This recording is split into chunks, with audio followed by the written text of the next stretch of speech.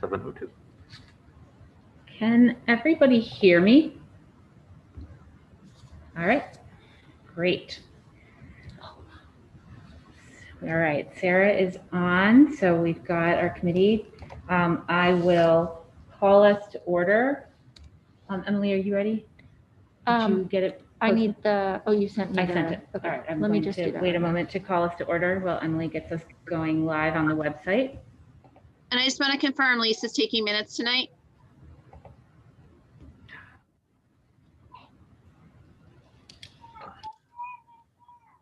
Sarah, can you talk? Yes, I was just confirming that Lisa was taking minutes tonight. Yes, she should be.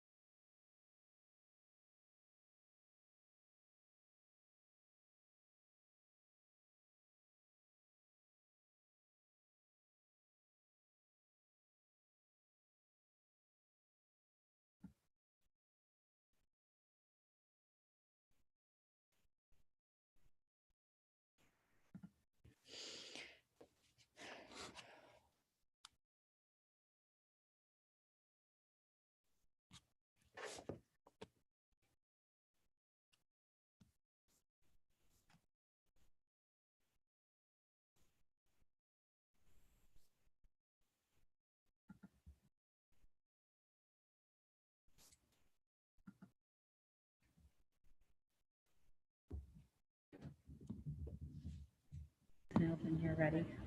We're good. Okay, I'm just going to have a bit of an echo, I think. Sarah, is there an echo on your side of this? There's a pretty strong echo, yeah. All right, hold on.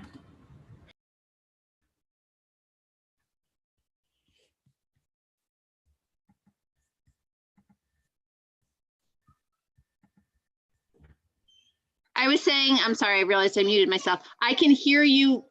I can understand what you're saying. It's just there's a bit of an echo. I can hear other people slightly less clearly, but I think I can still understand for the most part what's happening.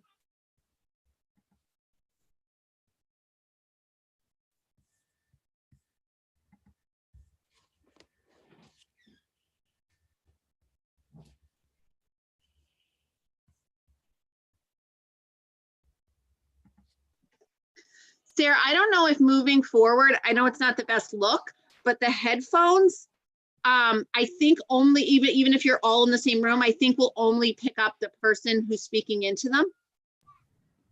So Like I said, it's not the best look, but.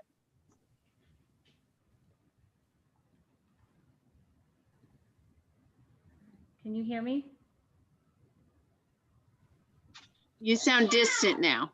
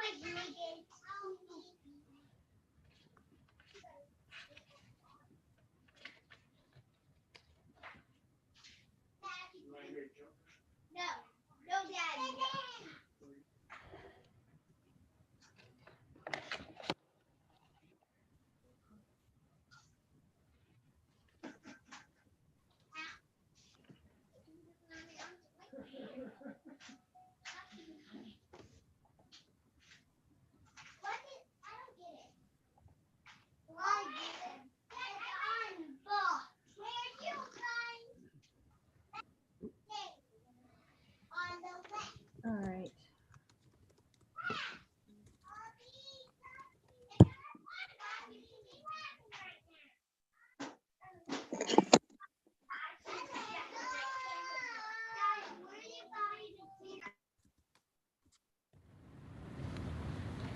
All right, how are we now? I got kicked out of the meeting.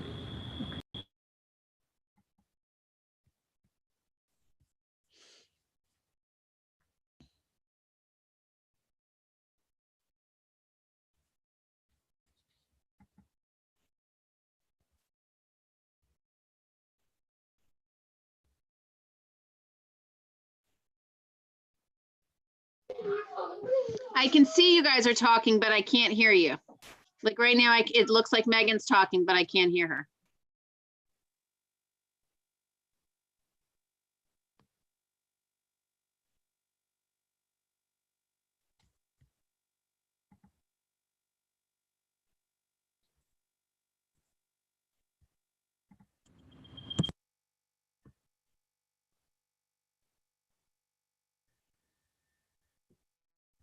Fine the last time.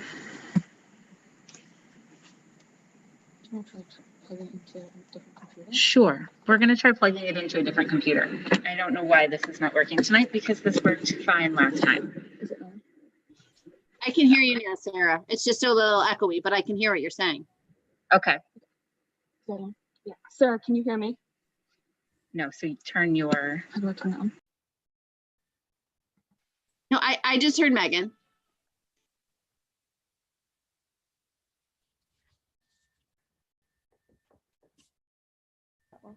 There you go. Okay. Sarah, can you hear me now? Yeah, she sounds really far away. Chris, can you hear her well? Okay. She does sound far. Megan, you do sound far away. Well, I wasn't talking that loud. Is this a bit better? It's still kind of distant. Like, Yeah, I it don't know sounds why. down the Sarah, whole- we can hear fine.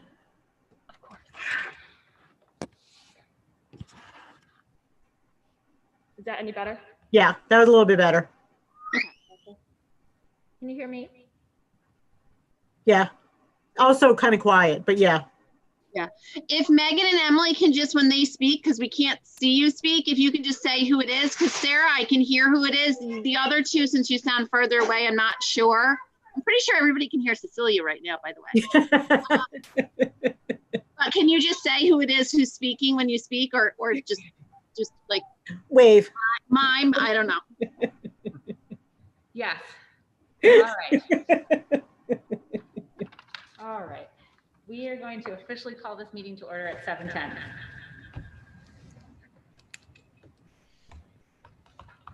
All right, so that...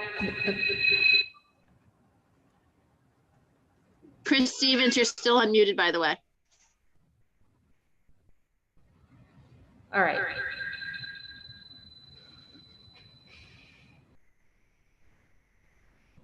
Brian, do you want to take it away for the commendations? That's a lot of feedback, Sarah, just so you know. I don't know what that was, but there was a lot of feedback. Okay, can you hear me all right? I want to thank the school committee for providing the opportunity to talk about Glover School tonight. First, let me highlight the fact that Glover was the first school to go hybrid. We launched kindergarten and first grade on September 21st. We rolled out the second grade the following week, and third grade went hybrid on October 5th, when the rest of the district went hybrid. The teachers have been working hard, creating 2 lesson plans for each day, one for hybrid and one for remote. Their days and evenings are spent creating lessons that include slideshows and videos for the students in their hybrid classes or in their remote classes. Those slideshows and videos are not the same for remote and hybrid. On remote days, the tutors provide reinforcement for the asynchronous materials that the teachers have developed for them. I want to express my deep gratitude for the teachers' tireless dedication and professionalism in preparing such rich and motivating lessons. Developing and implementing the hybrid and full remote model has been a challenge. We have been learning from our experiences and are constantly improving our plans.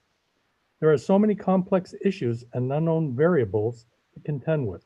For example, what are we to do when a fully remote teacher suddenly takes ill and will be out for an unknown period of time? Our traditional method of getting substitutes and giving them packets for work to follow in a live classroom does not work at all for a fully remote teacher. Everything is online and uses many applications such as Clever and Seesaw or Google Classroom, RazKids, Lexia, Think Central, and many other applications. A lesson we have learned the hard way is that substitutes need more training to be able to run a classroom with all of these applications. Something else we had not anticipated was the need to provide laptops for the substitutes.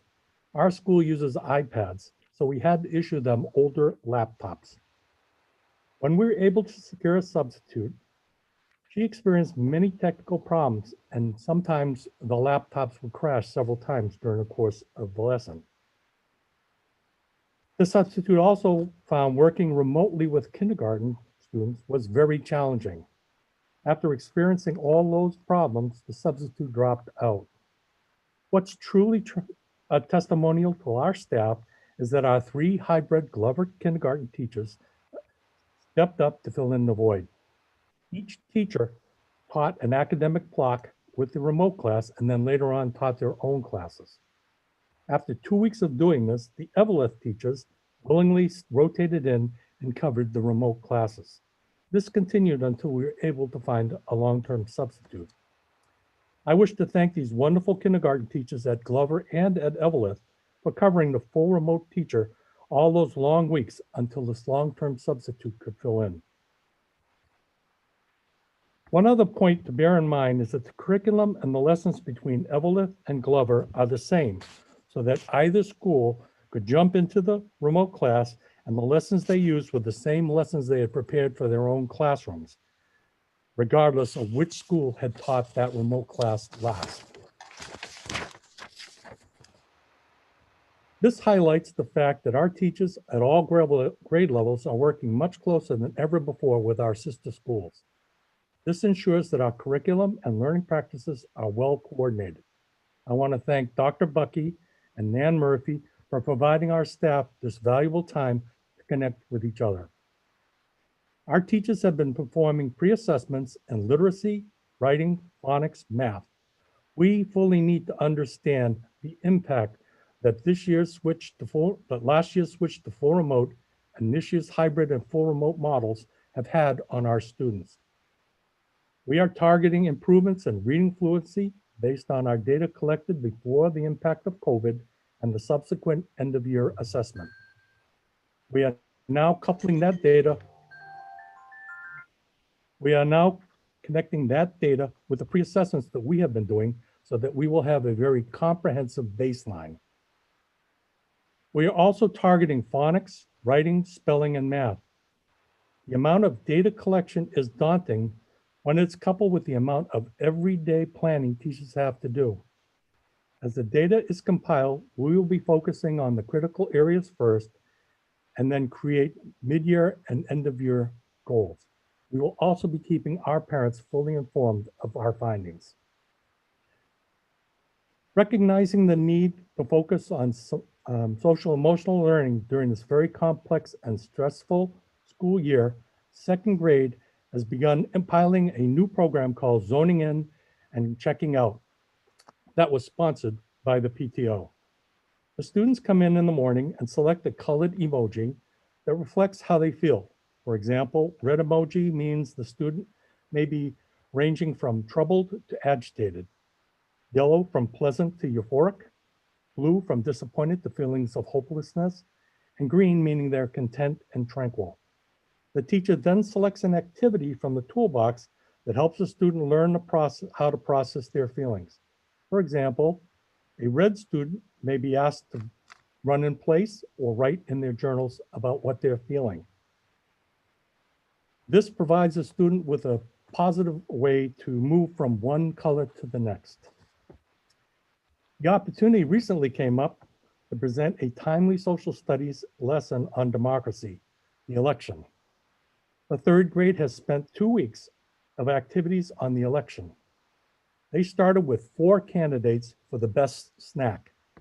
They were chocolate chip cookies, ice cream sandwiches, Boston cream donuts, and ice cream. They had campaign posters. They held caucuses, They ran campaigns, they had voting, they even had an electoral college. When all is said and done and the voting was tallied, ice cream was a clear winner. What a wonderful and fun way and motivating way to teach students about our election process and how it works in a democracy. Despite the difficulties that COVID has presented our schools, I am very confident with the staff at Glover that we will be able to weather any storm that approaches. And I look forward to the future. I want to thank the school committee for giving me this time to talk about our school, Glover, and I thank you very much for your time. Thank you, Brian. That was great. That's Sarah talking. That was a great update. I really appreciate that. It's been really fun to hear from all of the different building level principals to hear what's going on, and in such a tough year to hear what's going well.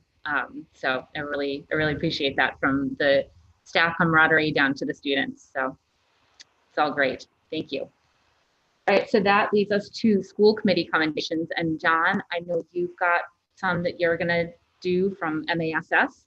Why don't you go ahead and go first? Sure. I've been waiting 15 years to be able to make a presentation like this. The State Superintendents Association gives each district superintendent an opportunity to honor senior or two seniors in the case of Marblehead because of the number of students we enroll. And this year we will recognize Tess Keeney and Diana Gordon. And I asked Mr. Bauer to give me a little bit of bio on both students.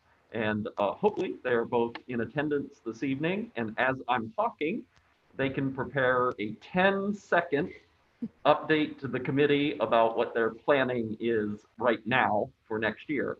And not knowing what they're doing for next year is certainly okay.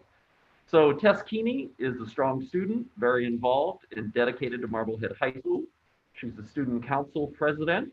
In addition, Tess was integral in bringing the unified basketball to Marblehead High School last year and was recognized by the MIAA and Special Olympics.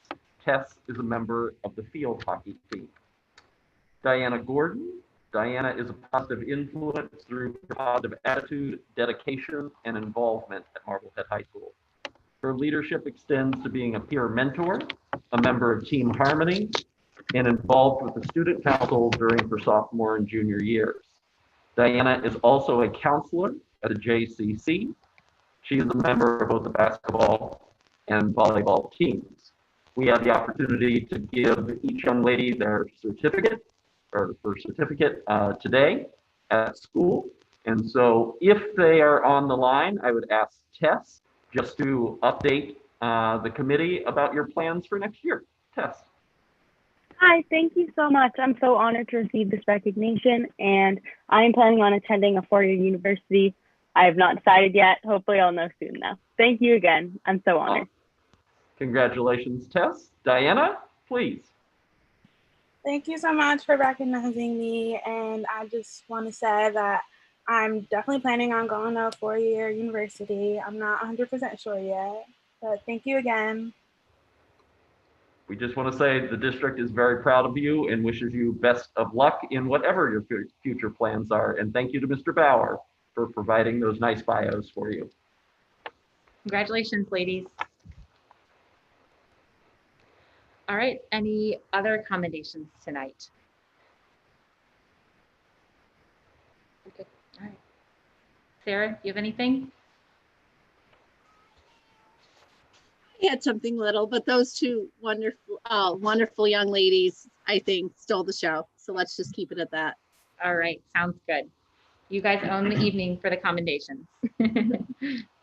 All right, that'll bring us along to our student representative, Dan Howells. Dan, welcome this evening. Hi, good to see everyone. So this is I believe our first meeting that we've had without a kind of big schedule change of either about to happen or having just happened. So we are always ready to change, but it has been nice to have a sense of consistency starting. The MHS boosters are looking for help. They this year due to the pandemic, have not been able to hold their annual scholarship drive, and they haven't been able to open the snack shed at Piper Field as they usually do. Those are their, two main sources of money. So they need some support right now. So they fund scholarships for athletes at the high school. And these kids work really hard, and they have for the past 4 years. And the boosters have been great about supporting these student athletes. So supporting seniors this year would mean a lot. You can help out by going to their website, marbleheadboosters.org, and find out more information there. The Performing Arts Department is doing their annual wreath fundraiser for the holiday season. And the students are having Spirit Week. So normally Spirit Week would be the last 3 days before our Thanksgiving break, which ends on the Wednesday half day with a pep rally. So we are continuing this this year, despite not having the pep rally and the football game the next day. I think it was great how we were able to work around this. So there are normally 2 themed days before the pep rally on the last day, but we've had Spirit Week today. It will be today and tomorrow, and then Monday and Tuesday and Wednesday of next week, which gives both cohorts the opportunity to take part in both Spirit Days. So I think this is a great example of students working to make things work in this time, and still having a strong sense of pride in their school. And yeah, just putting a lot of work in to have a good year, despite the large amount of challenges facing us.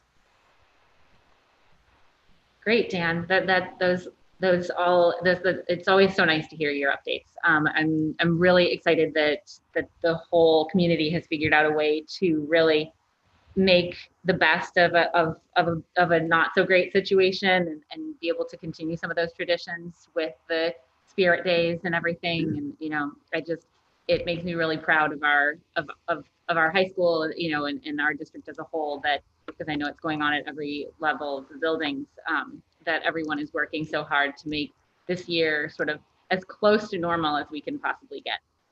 Can I just add on to that, Sarah?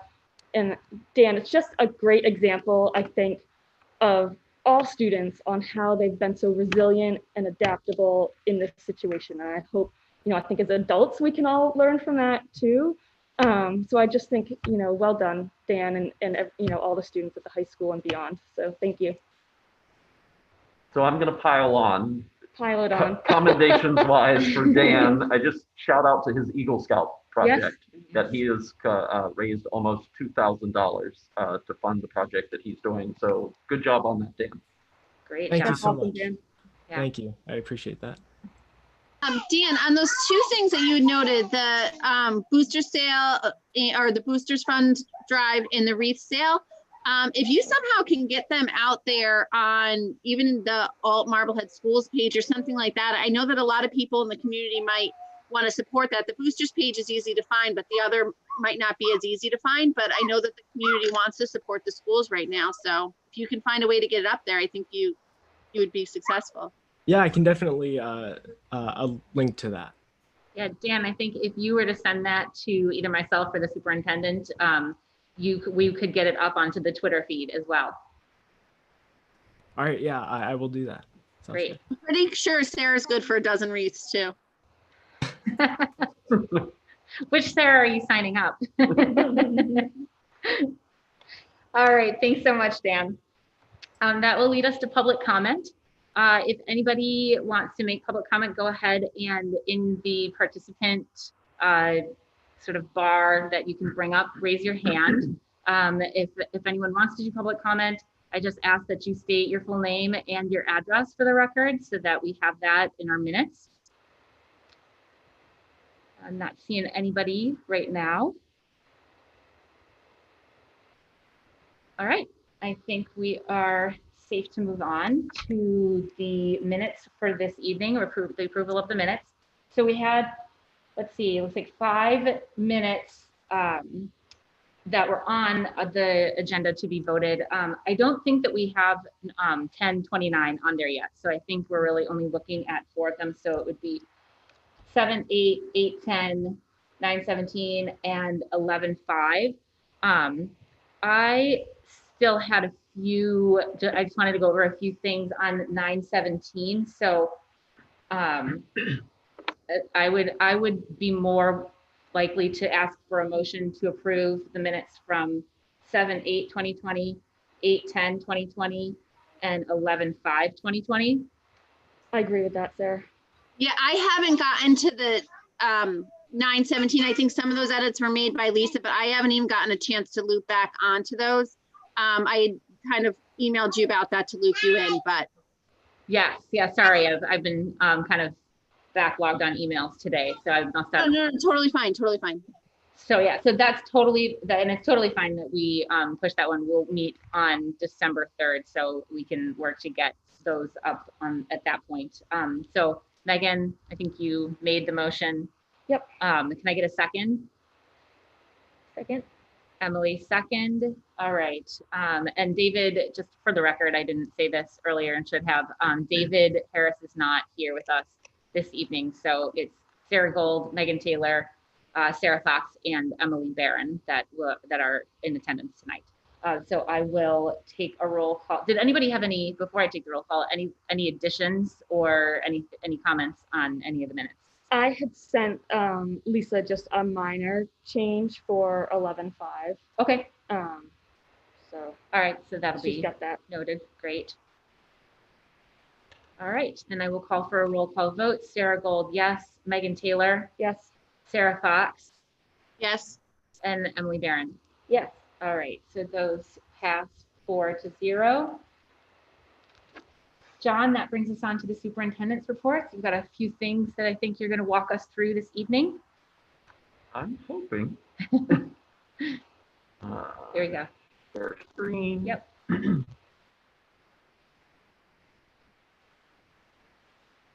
All right, grab your comfy slippers and maybe a cup of tea. The superintendent's update is probably a little longer than I anticipated, but the volume of stuff that happens in any given week, and I want to make sure that the committee always feels well informed and up to date. So although we have a couple bullet points, I'm going to use some poetic license and add some additional things.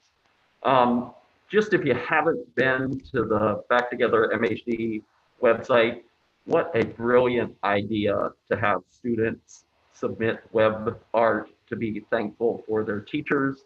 And there are just a couple examples of what has been.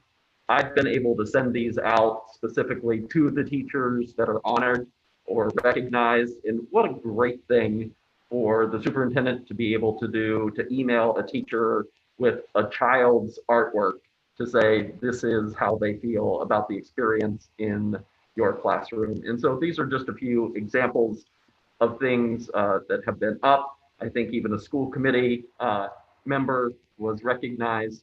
So it's really nice to see the community get behind this. And I want to thank Kate Thompson for this idea and for having this as part of the website in November, where we're thankful. And speaking of that, there has been a lot of response to being grateful to our Marblehead educators. And certainly I recognize the PTOs last time, but there have been a number of parents who on their own have kind of rallied forces and gotten groups together to do everything from coffee carts to plants to catered luncheons. Nan and I have been able to do something each week this month, ending with chocolate turkeys today. And so here are just some things we try to communicate this stuff out. Examples of how the teachers have been recognized. So to the PTOs, thank you to those individual parents at the high school that put a good group of parents together to go above and beyond to give special recognition to our teachers. thank you, thank you, thank you to everyone who has done something. And this is across the district. The high school, Coffin, Bell, Eveleth. I say Bell, but I guess it's still a name that we use. But it has been so gratifying as a superintendent to see people respond to the fact that our educators were feeling not so great. And so they went above and beyond to make them feel special, deserved, valued, which they so richly deserve. So to the meat of the hybrid learning plan update, I'll just start with something that's always on the website, kind of that timeline. And as you know, communication has been a big part of my transition into the district. I want to thank Chris Stevens for an amazing article in the Reporter that kind of highlighted the work that we have done to communicate and to be transparent in everything that's going on. The amount of data we have generated through listening sessions and surveys has been rich, abundant, plentiful, and we are using that information to inform what we're doing. So we are doing data-informed decision-making. You'll see here on this slide that it's that three-legged stool, or the Venn diagram, as I'm fond of using, that the feedback from students, teachers and staff, and parents help us to collectively make those data-informed decisions. On this slide, it shares some of the anecdotal comments made by teachers in the teacher survey. And I just thought that that helped to highlight the story that they were telling of feeling exhausted, of feeling frustrated, and the desire to be heard and respected. And so I pulled out some comments that underscore those themes. And I think maybe it was Emily who had asked at the school committee meeting, could we just have some themes around how teachers are feeling? I think it's important to note that 210 teachers responded to that survey. And so that was a 70% response rate. And if you do any sort of surveying for a living, which apparently I do now, that is a great response rate. And we beta tested the survey with some staff before issuing it out to the larger audience to say, do these questions capture your feelings, or will you be able to share your experience by what we are asking? And one of the people we beta tested it with is like, good questions, but I don't think people are going to respond. I'm so happy that we had that 70% response rate. So what do we do? The immediate response from the teacher feedback is we tapped the brakes and we settled into the hybrid model. As I tour the schools and talk to teachers and talk to building leaders, this has been immensely effective and helpful. The Thankful Thursdays that I started with, the high school and the middle school moving to that full remote day on Wednesdays has helped to kind of get off that roller coaster that one of the teachers talked about. We look at the data. The SurveyMonkey tool that we use allows us to get very, very granular with the data. So I have sent out to the building principals the raw data and all the comments that are made so that they can use that information in working with their faculties to make any sort of adjustments. Those verbatim comments are immensely helpful from students, from parents, and from teachers. I've asked the principals to look at it in a format that I've shared with the committee before of stop, start, continue. Based on the data, the numbers, the quantitative information that you're getting, compared to the qualitative stuff through the verbatim comments, what should you stop? What is the messaging that you're getting of what isn't working or what needs attention? What should we start doing? And then what should we continue? So we'll be using that at our leadership team meeting on Monday, the 30th. Each building principal has gotten the data, the numbers, and the comments.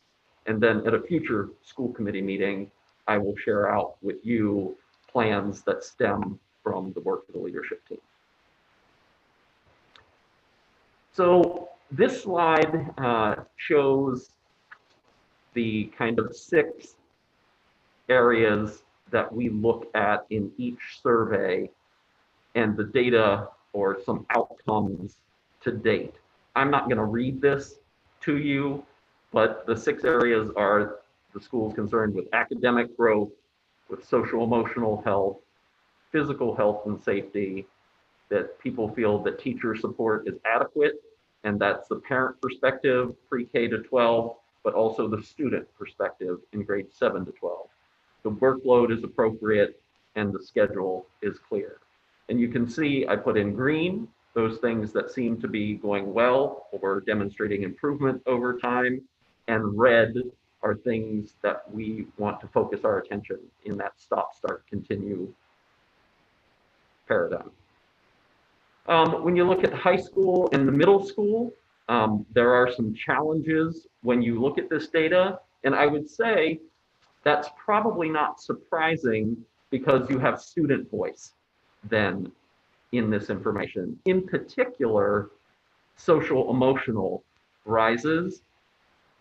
I would attribute that, and I don't think it would surprise you, that the school for high school, middle school students tends to be the hub of their socialization, whereas elementary parents are the source of socialization, whether it's play dates or birthday parties or that at the elementary level. But high schoolers, particularly if you're a junior or senior, and this is the time of year when homecoming would have been happening, the homecoming football game or parades, or those annual traditions that are now not happening. And so we need to do an analysis, a review of how we can, we're not going to replace those, but implement new traditions so that sense of loss isn't so significant. And so the social emotional piece is something that certainly has our attention. I think this is a particularly interesting slide because it shows you the diversity of data that comes back. And so the messaging isn't always straightforward, and we need to take the necessary time to glean insights and nuances. So you can see for the high school hybrid that students felt overwhelmingly it's too much. And if you look at that, 80% of students are reporting that they feel that it's too much, compared to 28% of parents. And certainly as you listen to feedback, the perception or some of the comments are on remote days, children are sleeping till noon, they don't have anything to do, but students themselves are feeling overwhelmed on those remote days. And so again, the data tells a story of perspective. And so parent perspective, and neither one is right or wrong, but our job is to interpret the data and to make changes that attend to themes that emerge over time. Did you want to do questions, or do you want me to plow through and ask at the end? Go ahead, keep going. Okay. So the live streaming update is cameras in the classroom. We continue the discovery and fact-finding. The remote audit has been completed. The on-site audit is taking place. We're reviewing. We continue to meet with MEA, talk to students and parents, talk to districts that are doing it. I think the recommendation at this time is MEA has met. Their membership does not want to be mandated to do this. They feel that there are members who would like to pilot this, who would like to try it. We will make the technology available. We have looked at 3 different sources, the OWL, the Poly Studio, and the Jabra Pan Test. All three have an upside and a downside, as does the entire live streaming debate, for lack of a better word. And so the MOA with the MEA will stand. Teachers who would like to take advantage of this and do this will be supported in doing so and provided the technology. And if that requires at some point for us to go out to the community and say, hey, there are more educators interested in doing this than we have capacity to fund. But right now, we have free access to pilot this. And if it builds momentum and the people that are piloting it say, hey, this is great, this is much more helpful than I had anticipated, or this is really filling a void that I didn't anticipate, or we will provide those to educators. Health and safety. The Superintendent's Health and Safety Advisory Committee met on Monday. Certainly the governor's push and the commissioners for more in-person, if feasible, I think is the caveat of that push, because I was in a meeting with superintendents from more urban districts who were talking about they have been red as red could be, have not done any in-person instruction, and they wake up the next day and they're a yellow district being asked to go back in person. And the only thing that changed was the threshold. And so with all things COVID, it's a moving target, and we will attend to what we have the capacity to do.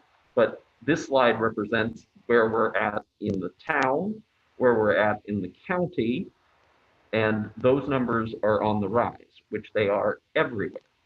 So in the Monday meeting, we talked about the current data in the community. We talked about the evolution of the virus. We talked about the mixed messaging that's coming out from public health, agreeing that the governor's change is well intended. And I don't mean any disparity to the governor, but the time for the state to direct was this summer when they turned it back to local control. And they turned it back to local control because this work is hard.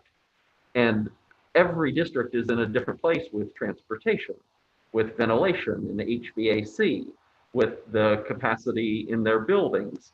And so we each negotiated with our local teachers unions for certain things to be in place. And we can't just unilaterally change those because the governor says, I think we should have more in-person learning. It's well-intentioned, but we can't just say, hey, the things that we negotiated in good faith now no longer stand. And so if we have to go back and renegotiate things, certainly, but that doesn't happen overnight as a result of a press conference. There was broad support for the 6-foot distancing, and that was, I just go back a slide, everybody was in agreement, from the superintendent to the health director, to the lead nurse, to the former commissioner of public health, physicians, doctors, nurses, parents, that when you go from 6-foot to 3-foot distancing, then you lose the ability for close contact. Everybody then is a close contact. And so we are in agreement that we will maintain 6-foot distancing. Testing is often a topic that comes up. Capacity, again, becomes the question. I know there's some conversation about in the community using some funding for maybe a mobile testing clinic like other towns have implemented. So that continues to be a discussion, but we don't have the ability every day to test 3,000 people or to test half of our population every other week, or, I mean, there are lots of ways to approach it, but the capacity and funding continue to be stumbling blocks in that area.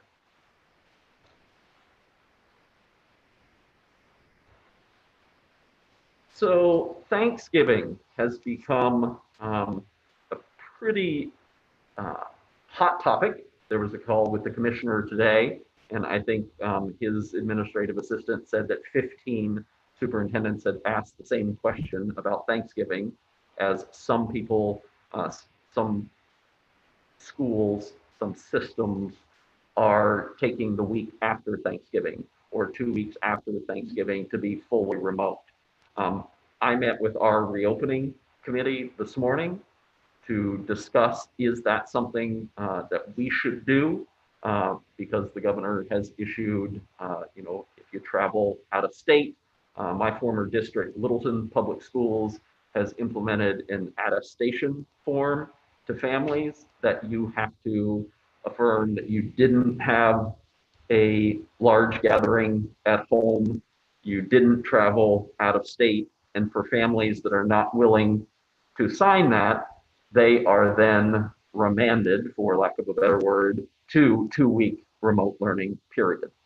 I do not support that. I do not think that that's something that we should do in Marblehead. And so I have heard from the community that they want in-person learning.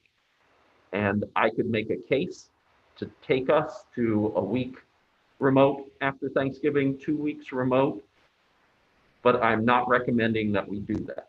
I think that we maintain in-person instruction in the hybrid model where we're being successful. And I do think there is a strong case to be made that we are doing a good job when students are in school with masks, with distancing, with the mitigation protocols that we have in place. And some of that is lost, particularly at the older ages when we're in full remote. And so we see in the community that that may be an area where the chain is weakening, where there is coronavirus fatigue and is real. And so I worry that if we do a 2-week remote, that perhaps raises the potential for us not to be able to come back to in-person. But in saying that, this really puts it on our families to abide by the protocols that we have in place and to follow the recommendations that the governor has put out for gatherings at Thanksgiving. And so my recommendation to you this evening is that we do not do a 2-week or a week remote period, but that we move forward with our in-person after the holiday. And we'll be putting out a good deal of information from my office in terms of the weekly update and tweets and building level, just so families fully understand kind of the request that we are making in order to be able to stay in the in-person cohorts after the Thanksgiving holiday. So just some other things that have happened over the last, since we met last, the unexpected village school dismissal, that really speaks to Mandy Murphy, certainly as the leader of that building, and getting the dismissal underway so smoothly, and the chief of police of getting the crossing guards there, and just everything, Todd Bloodgood with facilities. If you wanted something to work like a well-oiled machine, I think the village dismissal, and certainly thank you to our parents and students who, that's an incredible burden to have to come an hour before you anticipated, leave work, rearrange transportation. But I really do think that this timeline gives you a sense of how smoothly that went. Oh, and by the way, we're going to enter into collective bargaining. We had the first meeting with the town manager and the attorneys, and I will say I laughed out loud when the attorney for the district said that the past precedent in this district is it takes about 4 meetings to reach an agreement, because my experience with collective bargaining was the first 3 meetings were just talking about process and the calendar and what issues you were going to put on the table. And then after those 3 meetings, you had 8 months of weekly collective bargaining meetings. So dozens of meetings for collective bargaining, and that was for 1 contract. We have 6 that we will be negotiating this year. And to hear that the precedent has been in 4 meetings, we generally get it done, is really welcome news to a new superintendent. The longtime MTA rep that has been doing bargaining is retiring. And so we are talking to MEA if we could get the process underway before she retires. I don't know that we will be able to do that. The town manager, Jason, and I are in pretty regular communication on a number of topics, but he is being identified, crowned the collective bargaining rep for the community. So he will sit at the table for our collective bargaining, and I've asked him to come to the December 3rd school committee meeting to talk to the committee about that process. Because I don't believe anyone other than David has been part of the collective bargaining process. So I think that would be helpful. When does that person retire? What's their end date? I believe the end of January. So that's why we would like to be able to do the bargaining in January. And then really good news, we have chosen a finalist for the director of technology. He was in district today and toured all of our schools and had a lunch with the tech staff and with the directors. And I'm taking feedback from everyone that had an opportunity to meet with him today. But as you can see, the process started with 17 applicants. We did a paper screening committee that recommended 6 for interviews. We had an interview committee. One of the identified semifinalists withdrew, so we interviewed 5. From the 5, there were 2 semifinalists that we did background or reference checks on, and then invited the 1 finalist to the district today. And despite liking to keep things brief, that is my lengthy superintendent's update. Just real quick on this technology director, if the feedback is positive and you decide to make an offer, would we have an opportunity to meet that person prior, or how does that work? I mean, I know it's your hire, so I'm just curious if we get a little chance to meet him or her. If people would like to, yes, certainly. But I would be most open to inviting him to the nearest school committee meeting after his hire, but if you would like to meet with him prior Either to way. his hire. Either way, I mean, it's your hire, so, but yeah, I think if we could. I will meet him, say he that's was helpful. very favorably received today Okay, in the feedback that I'm That's great. receiving across the district. Yeah, when John and I touched base, I'm speaking. When John and I touched base about it today, that was kind of what we had discussed, that, school committee had had a chance with basically all of the district hires at this point to just meet them in a meeting and say, welcome, so that, so we can kind of get this process going, that since it's John's hire, that John would sort of make the determination on when that hire would take place. And then at the 12/3 meeting, hopefully this individual will be able to come and meet us. Yeah, I know we're kind of on a fast track with this one, so Yeah. I definitely don't want to slow that process down. I think in a normal situation, yeah, we would have that person to the school committee before an offer is made. Yep. But this one, we know we gotta move on it. Yep. And my desire is for the individual to have overlap with Kathy, Yep. so Right. that they can be connected and share prior to her retirement at the end of the month. Okay. Great, very exciting. All Okay. right, so maybe I should have allowed us to take. Yeah, I'm like, questions how as do we we were go going. back to this? Sorry, somehow my- Does anybody want to start? Sarah, go ahead. Sorry, Go Sarah, just before you start, can we go section by section? Sure. Is that all right? And we can get kind of, it might just be a better So flow. is it better if I start with the most recent and work back, or? Sorry, you might not have heard what I just said. I asked if we could just go section by section, so we can kind of cover one topic at a time for everybody. So start back with the hybrid update. Got Post-its everywhere. So I had heard with the hybrid survey that originally the survey only went to students, and some students may or may not have shared with their parents. Did we get that glitch worked out and give parents time to kind of come to that? Okay.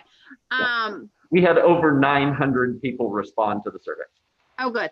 And stop me if I transition to the wrong area, because I'm not sure if this isn't it, but it's very interesting. I heard you say that the remote elementary is the happiest, because that's where I'm living. And I have to say, I've been telling everyone it's going really, really great. And it's that piece that it's 100% synchronous.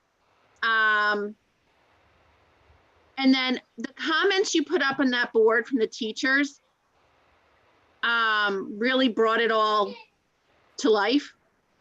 I'm assuming that was the common thread, if not basically just different verbiage, but the same message over and over and over. But I just wanted to confirm that for the community as well, that was the theme. And I did try to capture that we all own a piece of this. It isn't about blame or finger pointing, but that each of us has a role in decreasing the frustration. And so I want to make clear that I don't mean to point the finger or blame anyone, but the reality on the ground was they needed our support. And I firmly believe that we're going to maximize outcomes by giving them the support they need. Right. So I think that's important for everyone to realize. Some of those notes in the survey said reflective of, and then like gave a data point. How did you determine what those results were reflective of?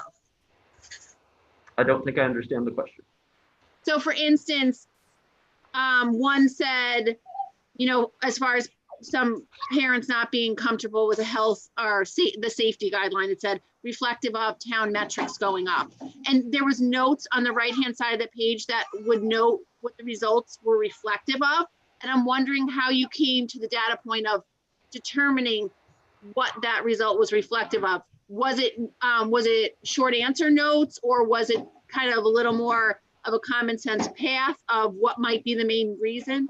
Yep, there were specific questions in each survey, and then under each question was the opportunity for open response or public comment. And so try kind of using both the quantitative data point, if the percentage was high in an area, and then using the comments under that question to kind of fill out what led people to be higher in one area than another. Okay. And then the tech survey is the next talking point, right? Yes. Okay, I'll pass along to someone else. All right. Emily, Megan, did you have anything on the? Yeah, on this, so this is really helpful. And I think, I've said this before, but having the data to kind of back up what we've been hearing anecdotally is very helpful, because it does help you hone in on the specific areas that we need to address. So this is great. I appreciate this. One thing that we talked about in our last meeting was pulling out themes from the comments from all those surveys. And I'm just wondering, you did talk about how you got to some of the commentary here, but I can imagine there's quite a bit of data in the commentary from those surveys. So is there a way to kind of break that down into what you were seeing in that commentary for those groups of surveys? Yep, I think that I tried to capture in a slide that the data can sometimes be confusing and tell different stories. Yep. And that's why I send it to the building level, because Sean can look at the coffin data and it can be broken down so granularly for first grade, cohort A, in person, how they're feeling about social emotional. And so again, I could give you global 30,000 foot view, of themes, but I think we are best served in giving the principals the data which we have and allowing them to use that information to their specific buildings. I think that's a fair point. I guess my concern there is especially on the elementary levels where we've got 4 principals Right. and then making decisions. I don't want to see us make decisions that are building based when we're talking about a 3rd grade or a 2nd grade, because it's not always, I mean, in some cases it may be, but it may not be building specific. It may be grade specific.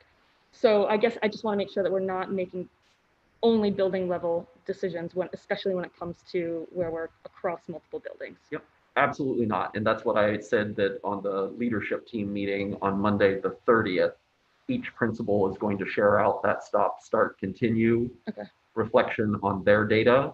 And then we can coalesce around a 2nd grade or 3rd grade, particularly since 3rd grade is housed in 2 different places and 2nd grade is as well, in looking at whether it's a schedule change, increased time on learning, that information. But each principal will be reporting out at that leadership team meeting.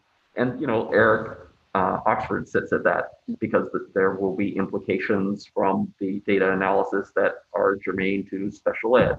Emily Dean is part of those conversations. Richard Kelleher, if we're going to go to extended days and add lunch. So it really would not be a building-based decision, but the analysis, I think, is where we get the most bang for our buck at the building level. Okay, so that brings me to my next question. How does that work that's happening feed then into what the reopening committee's doing? How do those 2 groups connect? Everyone that's on the leadership team is on the reopening committee, in addition to parent reps, community representation, right. Joan Miller for the MEA. So there's a broader, but Eric is part of it, Michelle, Todd, all the directors, all the building principals are part of the reopening group. So is it recommendations from your leadership team feeding into the reopening committee? That is correct. Okay. And then I think this is probably my last question on this, but what's the timeline? I know it says in here that it'll come back to the school committee with an action plan, but do you have a feel for what that timeline is going to be? Would it be the next meeting? Would it be? Would definitely not be the next meeting, because you have the holiday in there, and then the returning from the holiday, the leadership team meeting. I think that the 2nd meeting of December would be the soonest. Okay. So it seems other than the switch that's going to go on at VETS that was led at the building level, and then the teachers at the high school who want to opt into any kind of the camera pieces, we're basically on pause until at least the new year. Correct. Okay. What did you say, except for those 2? Except for the changes that are going to go to the vet schedule after Thanksgiving, and then camera. if any of the teachers at the high school want to opt in and start doing the cameras in the classroom. Sorry, that changed at VETS. Can you just walk me through that? Well, I can phone a friend and ask Matt, but the answer is Monday, the 30th, when we return. I just had my first SAC meeting today. Oh, I learned all about this new plan. Let me see if I wrote it down. So starting the Monday after Thanksgiving, they will go to a full day remote Wednesday, similar to the high school. Okay. Where both cohorts will be together. And it is a full day. And it's a full day. Okay, awesome. And then the other 4 days will remain the same. Okay. So yeah. All right, great. Yeah, as a middle school parent, I'm pretty excited about Yeah. that. Yeah, because it's working. I mean, everything I've heard at the high school is that it's working well. Okay, great. Oh, it starts December 2nd. That plan goes into effect. Okay. December 2nd. I mean, Is that the same day that I said? No, that would be the 30th. all the Yeah. days melt. Oh, so the Wednesday. So it, yeah. So, okay, Yes. so yes, Oh, because so the only yes. change is the Wednesday. Yes. Yes. Sorry. Yes, that makes sense. Okay. Okay. I'm mildly panicked there, but it's the Wednesday. Okay.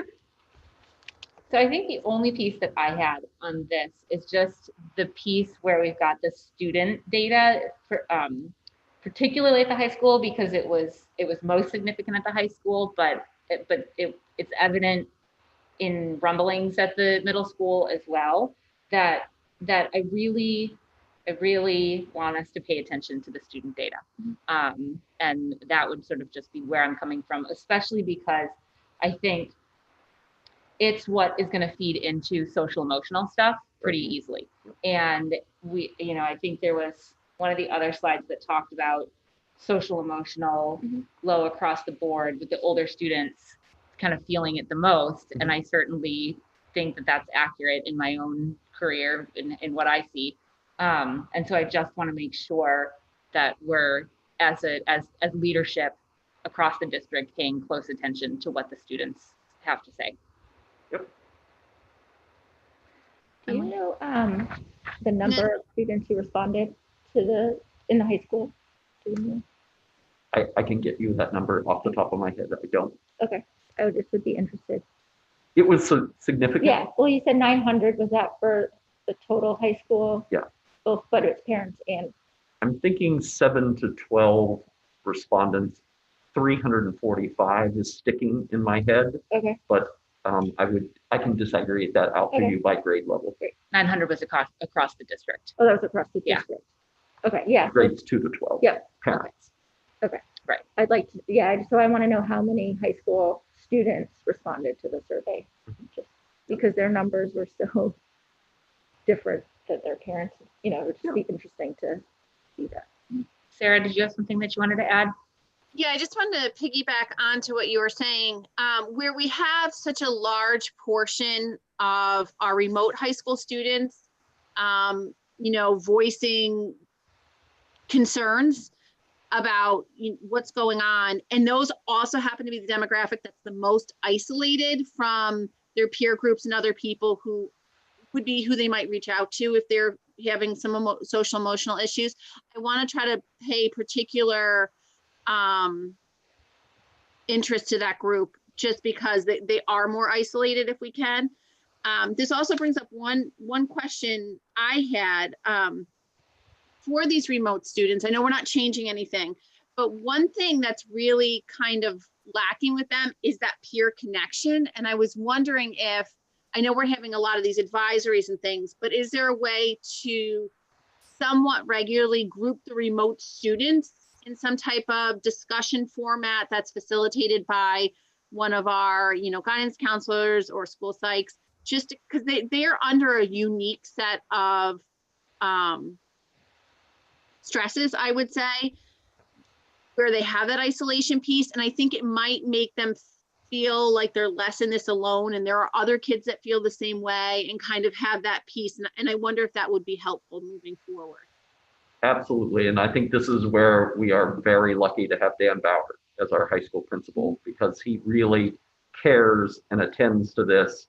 And Nan Murphy, I know, is very proactive in working with Dan and with Matt to make sure that our fully remote middle school and high school students are feeling that connection when there is that isolation for them. And so we'll absolutely do that, Sarah. I would even bring it down to the village level too, because I mean, I hear it discussed with my own village students, how they love that group format of the advisory, but it's also, they hear a lot about what they're missing, further about what they're missing out on.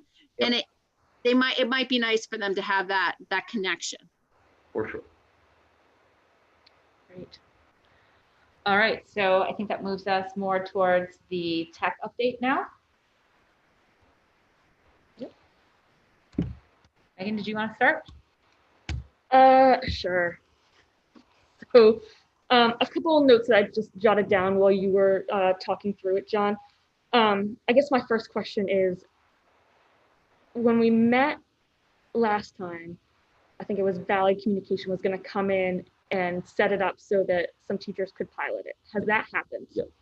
And what's the, how did that go? What's the feedback? How many teachers participated? Yeah, we have, okay, I want to parse out what the question is. We have demo equipment. Yep. And I know Dan is working with the staff that is piloting that. And so I don't have any update on that.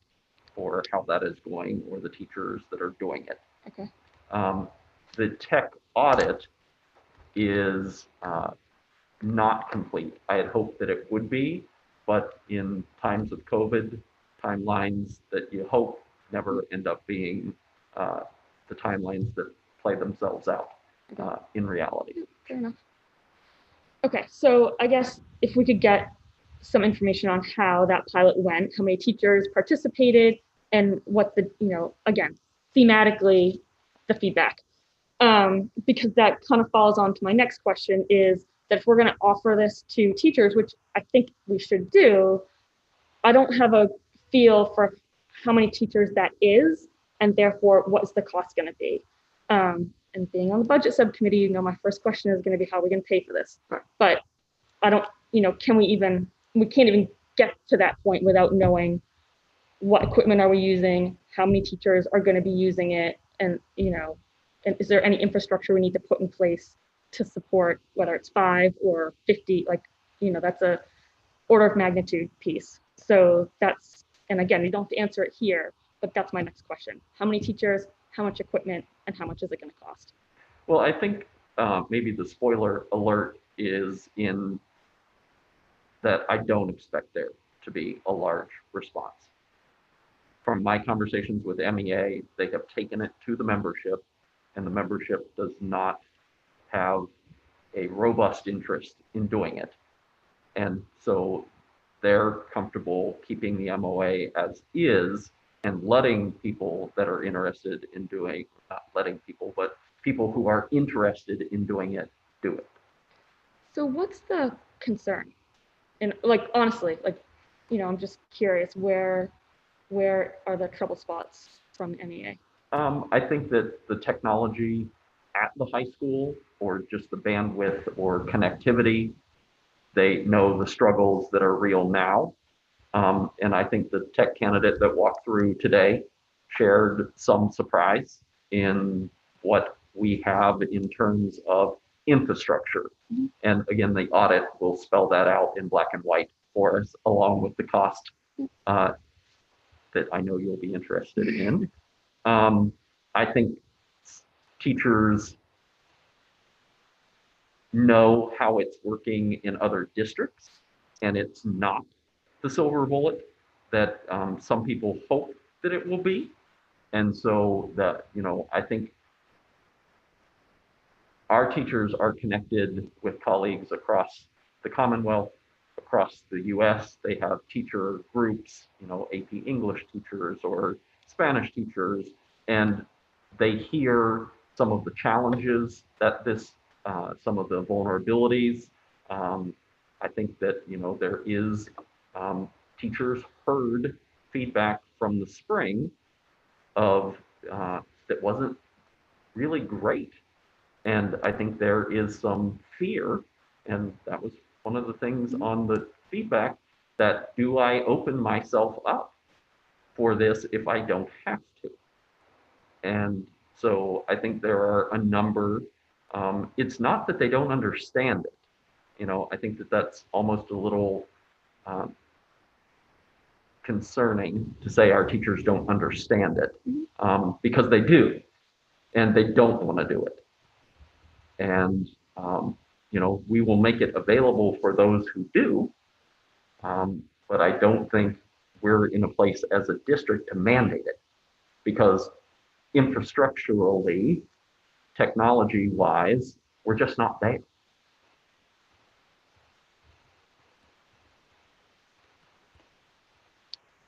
Right, and I guess until we have that audit, we don't know what it will take to get us there.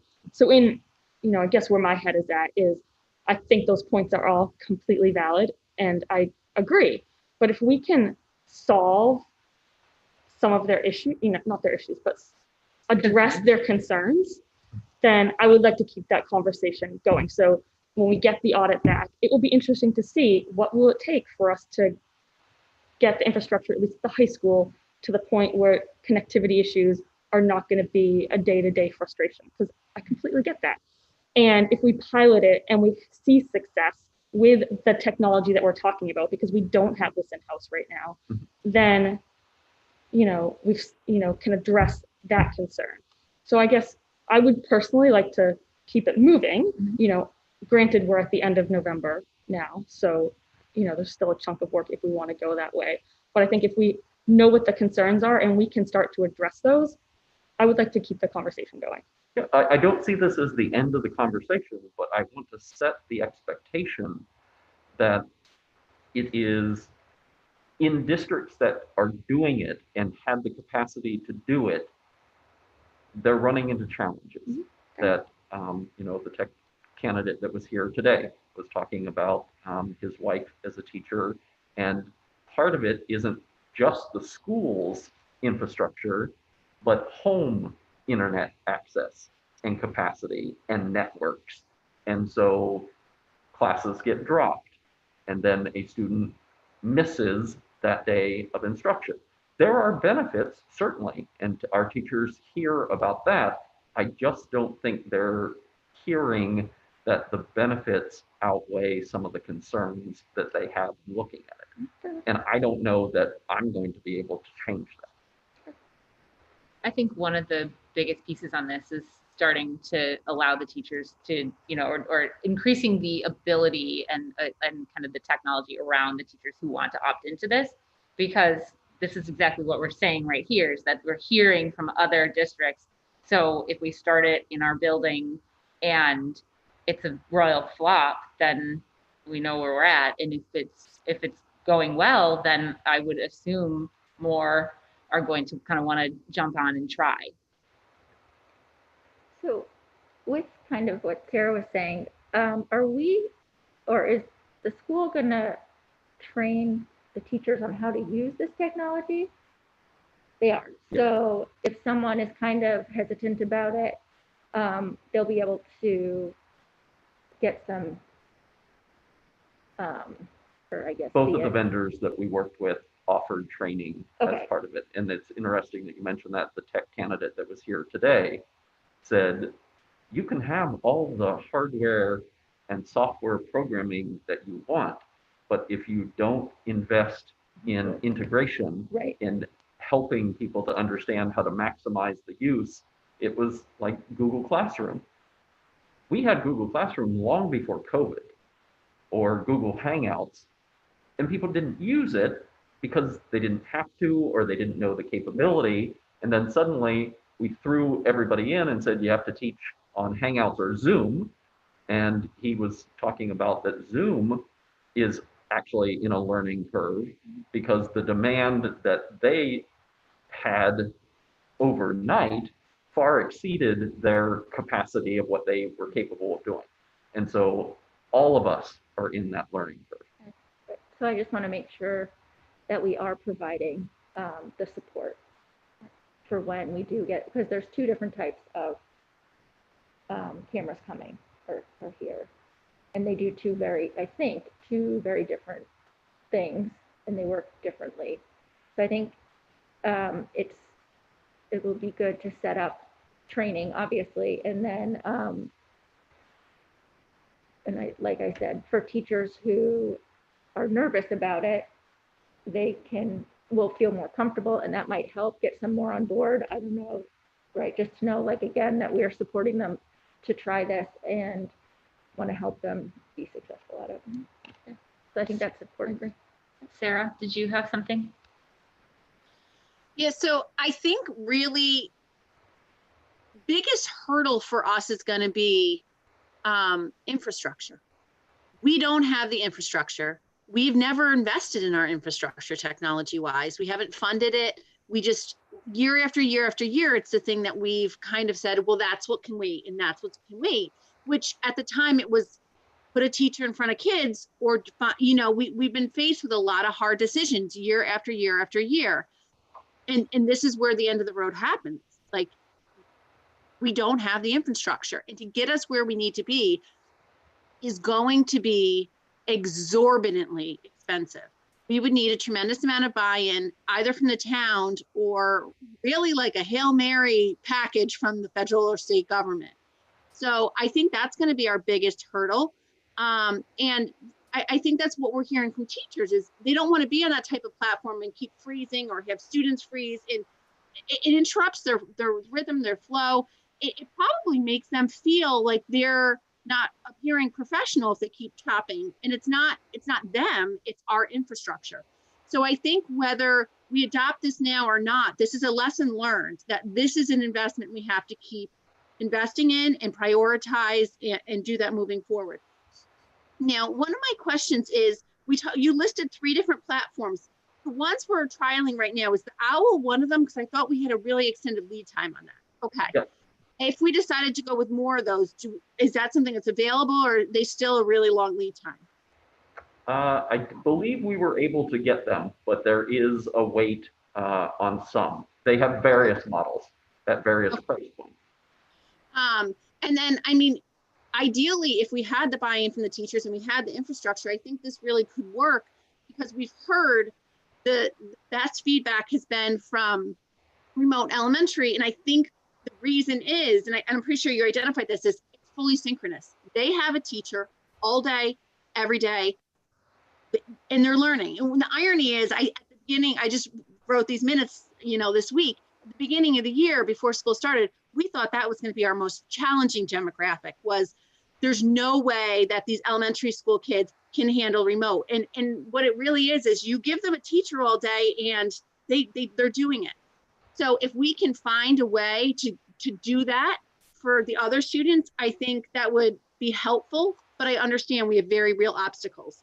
My question is, if we end up at some point in a remote model at one of our schools or all of our schools, is there any reason that everybody should not be expecting that when in full remote, it will not mirror what our elementary remote is getting, which is a full synchronous day with your teacher? It's going to vary by building, and we had this conversation in the reopening committee meeting this morning, that the building principals are confident that if we have to go remote by a building or by the district, that they can make that pivot seamlessly, that they have the schedule in place and are prepared with their staff and schedules to make that move.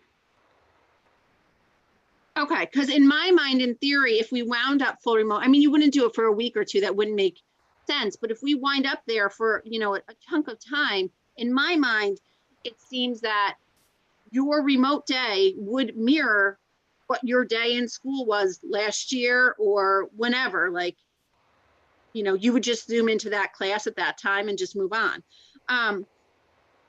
My sense is the answer to this question is no, but I feel like I have to ask. Is there anything we can do to incentivize teachers to try this live stream? So that's a very interesting question, Sarah, because one of the superintendents I talked to in their MOA, they built a stipend for teachers that are willing, that were interested in doing that. But on the administrative side, they said there has to be a threshold, a certain number of students for the district to pay a teacher the stipend to do the live stream course. And I think that is a challenge here, and certainly very understandable, but I now have parents emailing me saying, I understand you're going to be piloting this. I would like my students' French 3 class or honors physics class or CP biology class to be in that pilot. And so that gets us to, we can't mandate that. So if the French teacher wants to do that, then we would provide that technology, but we don't have a mechanism in place in the MOA to incentivize this, or in particular, the funding to do it. And then if we do have, even if it's just a handful of teachers that decide they're embracing this, it's working for them, they like it, can we open those classes to any student at the high school that is now doing the remote platforms that we're hearing aren't working, and say, you're taking physics on the remote platform, we have physics available with a teacher who's streaming, would you like to transfer into that? Therefore, they get them a different version than they may be getting with Edgenuity, but also they're more part of our community then as well. I don't want to give a definitive answer to that without having an opportunity to sit down with Mr. Bauer, but knowing the lengths that he has gone to try and accommodate students, that their experience is not what they wanted it to be. I can imagine Dan being favorable to that conversation, but I wouldn't want to say publicly, and not for nothing, but we do pay for the virtual high school and Edgenuity courses.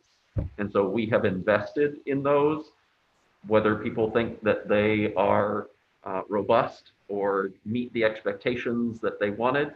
I do have families that feel that their student is overwhelmed by a virtual high school course or an Edgenuity because of the expectation. There are other families who feel that they are subpar and are not meeting expectations, but we are paying for them both. And then to grow on Megan's point about having some feedback from those teachers who are piloting it, I think for us particularly to see kind of their narrative feedback, if we can, it will make it easier for us when we are deciding if that's somewhere we're going to invest or not, because our budget's not growing. So if we invest in that, we'll have to find it somewhere else, which is a hard decision to make. So having as much data while making that decision will, I think, be very helpful for myself, but I think probably for us all. I just want to thank Sarah for saying what maybe a new superintendent would be hesitant to say about the investment in the infrastructure and why we are not in a place capacity-wise that this is an easier decision. But I do want to say that even if we did, the fully remote experience is different because that is the teacher, particularly at the elementary, Sarah, or where you're seeing the student with the full remote teacher. This is dividing a teacher's attention. They have the hybrid students in front of them and the live stream students at home. So it will not mirror that focused attention experience that our full remote students are indicating are happiest with.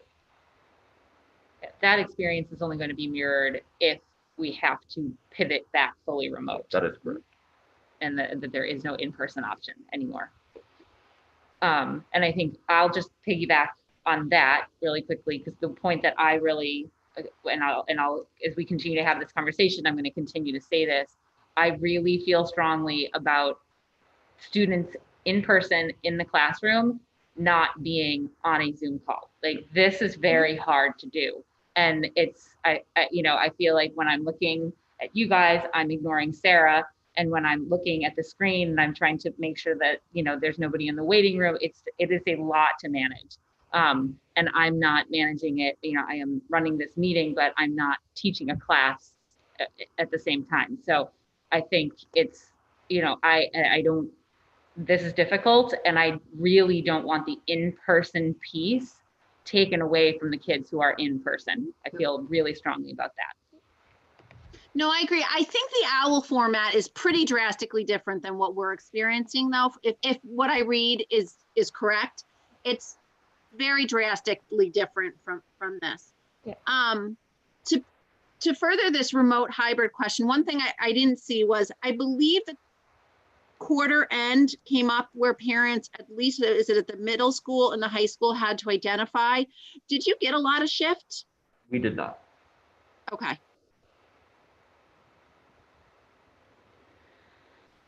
All right. I think that moves us along to the health and safety advisory update. Does anybody have anything on that? So can families self-identify, or even staff, I guess, self-identify that they did travel or whatever, and say, it's safer, I will take a 2-week hiatus, and can we facilitate letting that happen? Because in a way we'll be encouraging that honesty. Not only that is our expectation, is that that the honesty is critical in making that work. And if you do travel out of state, certainly we can't tell families not to, but we can strongly encourage them so that they're honest in self-identifying and observing that quarantine. I think so. I was obviously at that meeting this morning, and I appreciate John for pulling that meeting together, because I felt really strongly about having the thoughts from that group to be able to bring it to the full committee this evening. I think the big concern is that was shared amongst the group today, is that the assumption is that many families in our district and across the country, quite frankly, but all I'm caring about right now is Marblehead, that many families are going to either travel or host bigger family events where they either by state guidelines should be in quarantine because of travel, or really for the safety of the entire, everything that we're trying to pull off in person here, should pull their kids for there's a few guidance shifts coming out as far as quarantine goes and testing and all of that kind of thing, but they should be following the current DPH and Board of Health and state guidelines. And we as a district and our teachers can't push, can't push 50 families into a remote program, into our remote program for 2 weeks.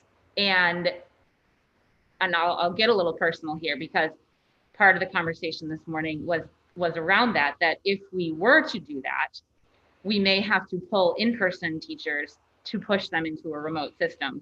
And as someone who's choosing not to travel and to be without my family this holiday season, so that I'm setting a priority for my kids to be in person, I don't want my children's teachers being taken from them because other families made different choices, and choices that can really impact our entire system. And so I know I'm on a soapbox here, and I apologize for that a little bit, but I feel really strongly that this message needs to be that if you choose to travel, that's fine, but that the district cannot support those families in a fully remote program. So you'll have to know that you can have, your kids will absolutely have access to their remote and asynchronous days coming back, and at the middle school level, it's going to be a little bit more support, but that when they're supposed to be in person for those 4 hours on the 2 days a week, that they're not going to be able to be in person, and they're not going to be able to access their teachers as they maybe otherwise would have. And that piece was very strongly advocated for by everyone at the district level in that meeting. And I want that to come across really clear, so that people are aware of really how serious this was. And John talked about it a little bit about, we're only as strong as our weakest link. And I think Thanksgiving is going to present a massive opportunity to have a lot of weak links. And I think, I've had conversations over the past week with other leaders in other parts of this community, and the concern around seeing our students out at Seaside playing basketball without masks, and walking around downtown without masks. That's a weak link as well, and this is only going to exacerbate all of that. And so for that reason, I think I'm definitely behind us remaining in person, in our in-person hybrid system, because I do think that when we have our kids in our buildings, that we are helping them be safe. We know that masking works. We know that washing the hands works. We have them at a 6-foot distance. And that's why we're seeing numbers across our town and across our Commonwealth start to increase rapidly, but we're not seeing spread within our schools, because when they're in our schools, our mitigation practices are working. So I think, I am behind this decision from the reentry group, And I just want to make sure that all the parameters and all the pieces of it are strongly stated, because they're really important to being able to, for Marblehead to keep us in person for as long as we possibly can remain in person. I'll step off my soapbox. No, I think that was really well said. And I think it's good to remember too that, you know, we're getting to ski season and everybody knows what that means in Marblehead. People go to New Hampshire, people go to Maine every weekend. From what I read yesterday, New Hampshire and Maine are getting added to the do not travel, you have to quarantine for 14 days when you return or get a test list any day now. If I didn't see the news today, it may have already happened. That means if you're going skiing every weekend, you can't be sending your kids back into our schools. So I think it's really important for everyone to remember, and I'm sure this will be an unpopular statement, but I've never cared before, that this year, in-person learning is a privilege. And we need to treat it as such. And if we go to Thanksgiving dinner with 25 people, or we travel for it, or we travel every weekend for skiing, we're playing with that privilege, and everyone can lose it. So we just all have to prioritize education and in-person learning, and hope that's where we fall. One thing I you know, in the slideshow, John noted the cost of testing. And I think for a lot of people, it's, you know, just out there as this abstract. I talked to my sister recently. Her school, she's runs the health center at a private boarding school. They test weekly. 60 students is $6,400 a week for 60 students. It's an exorbitant cost, and it's not something that a public school, particularly one with our funding structure, it's not even an option. It's not a talking point. So I just wanted to kind of put a real number to that. Thanks, Sarah. Emily?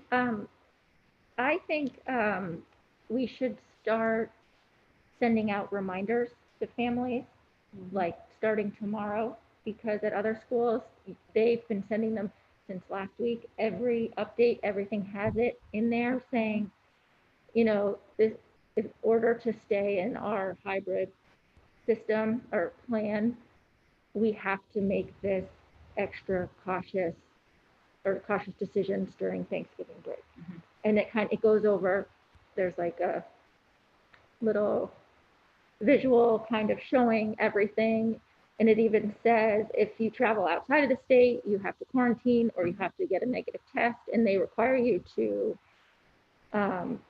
give your test results to the nurse. I know we talked about this, and we can't require that here, but just keep sending that reminder how important it is for people to make the right decisions. So I think you'll be very happy tomorrow, maybe to the point of be careful what you ask for, Okay. because I asked the reopening committee to just let me present at school committee this evening before the barrage of information, Great. Reminders, social media. So at the building level, Yeah, that's what I was going to say. Should go down to principal. my weekly update tomorrow will certainly cover it, and there will be lots of reminders. Yeah, I think even down to like Greg Siglarsi, he's got a well followed Twitter page, and so we said, you know, please, you know, put this out and keep it going. Yeah, and I think honestly, I know everyone is really focused on Thanksgiving, as we well should be, but quite frankly, I received multiple texts last weekend that had me really upset and concerned over multiple parties going off. That, you know, it's one thing, you know, to have a couple kids over where you can kind of control it and masks are involved and everything, but parties that are happening, and, you know, we can't anecdotally react to everything. And I'm not suggesting that we do, but it's just really frustrating when, you know, we're trying so hard to be getting that feedback and thinking like, this is how this is going to end. And this is, you know, I can only control so much. I can only control my own family, but like, this is how this is going to be the dominoes that pushes it all over the edge. And I would love to keep us in person as long as we possibly can remain in person. Me too. Can we make sure that there's some messaging around the attendance policy too? Because I know that where that's a little stricter at the upper levels, that some parents get a little nervous about keeping their kids home, and that there will be allowances made for the attendance policy with this. I don't want any high school kids coming to school because they're worried that's going to factor into it.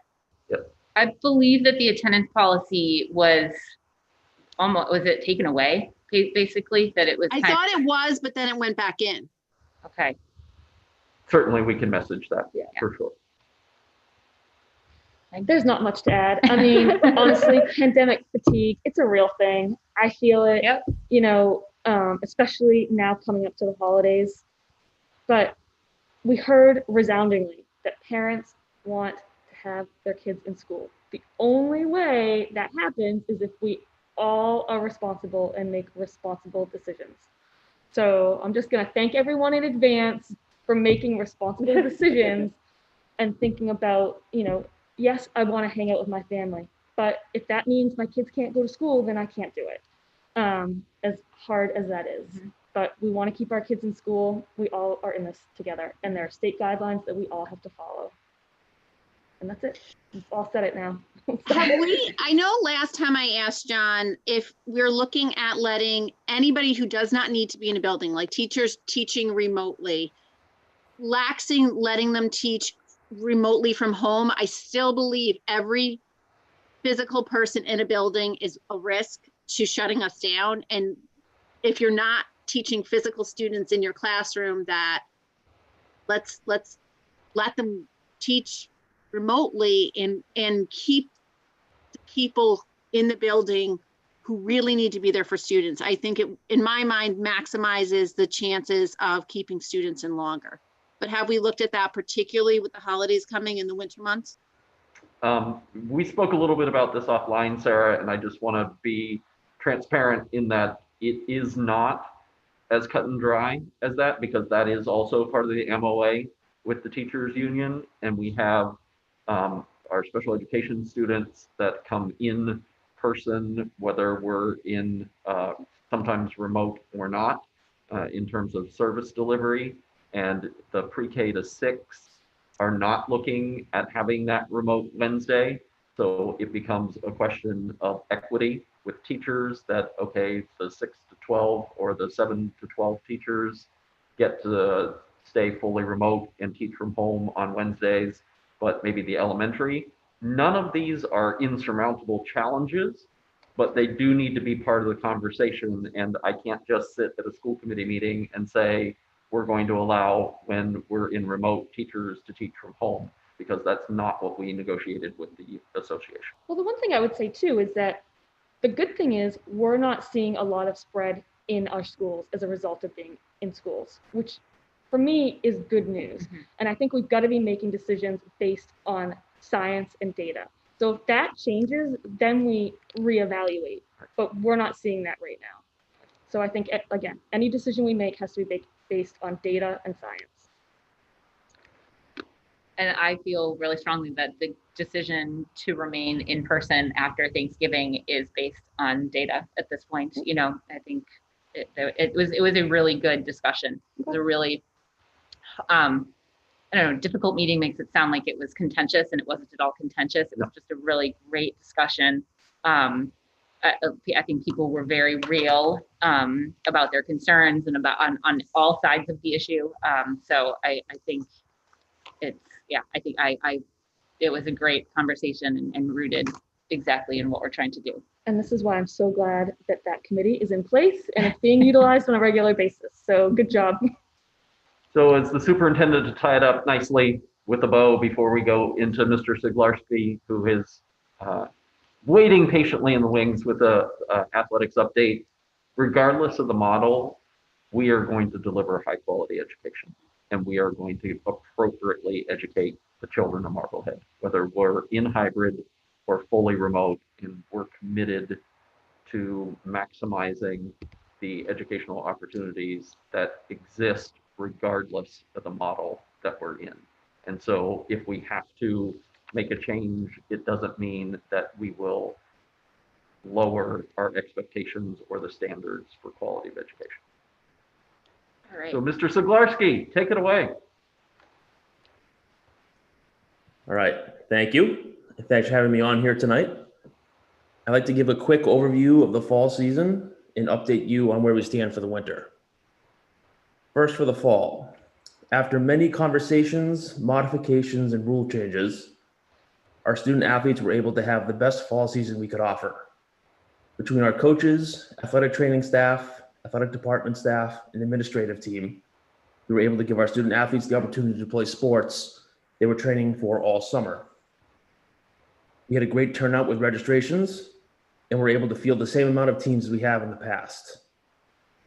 Our student athletes worked hard, they were competitive, and continued to improve in their respective sports. It makes me very proud of their efforts. Also, I would be crazy not to give two special shout outs to people who helped make this fall season happen and keep it running. First, to our athletic trainer, Will Desjardins. He and his intern from Endicott were so important to keeping our student athletes safe every day. Our daily process of checking every athlete in every day, taking their temperatures every day, and then taking the field for games wouldn't have been possible without them. I can't say enough about how helpful they were.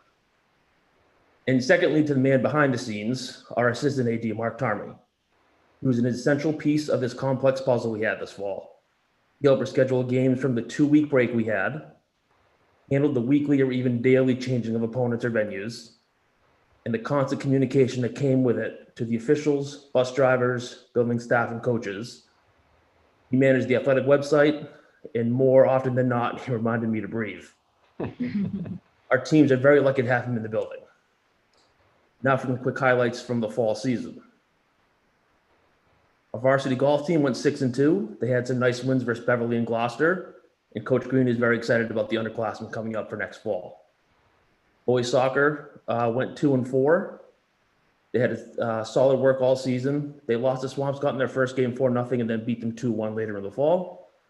And an outstanding effort versus a bigger and stronger Masco team just this week at the end of the season, but they fell short 1-0 in the last minute of the game. Girls soccer was 2-4-1.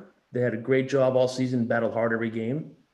They had a great 1-0 win versus Swampscott, and Coach Stormer is very excited about the future of the program.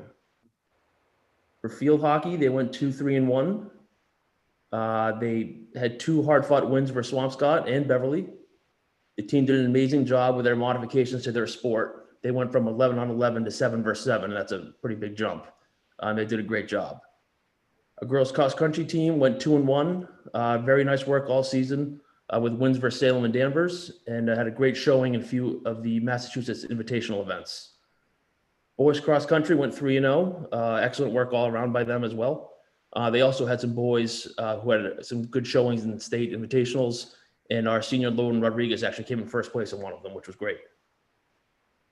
For the winter season, the MIAA Board of Directors are meeting tomorrow morning to discuss winter sports and the modifications that could be put in place in order for us to have a season.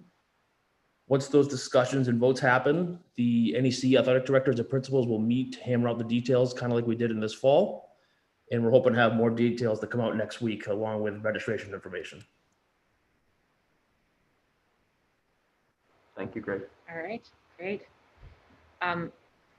I want to thank you, Greg, for all of the work that you did this fall, and everyone else that you mentioned. I know it was no small feat to pull this off, and it really made a huge difference to so many of our students.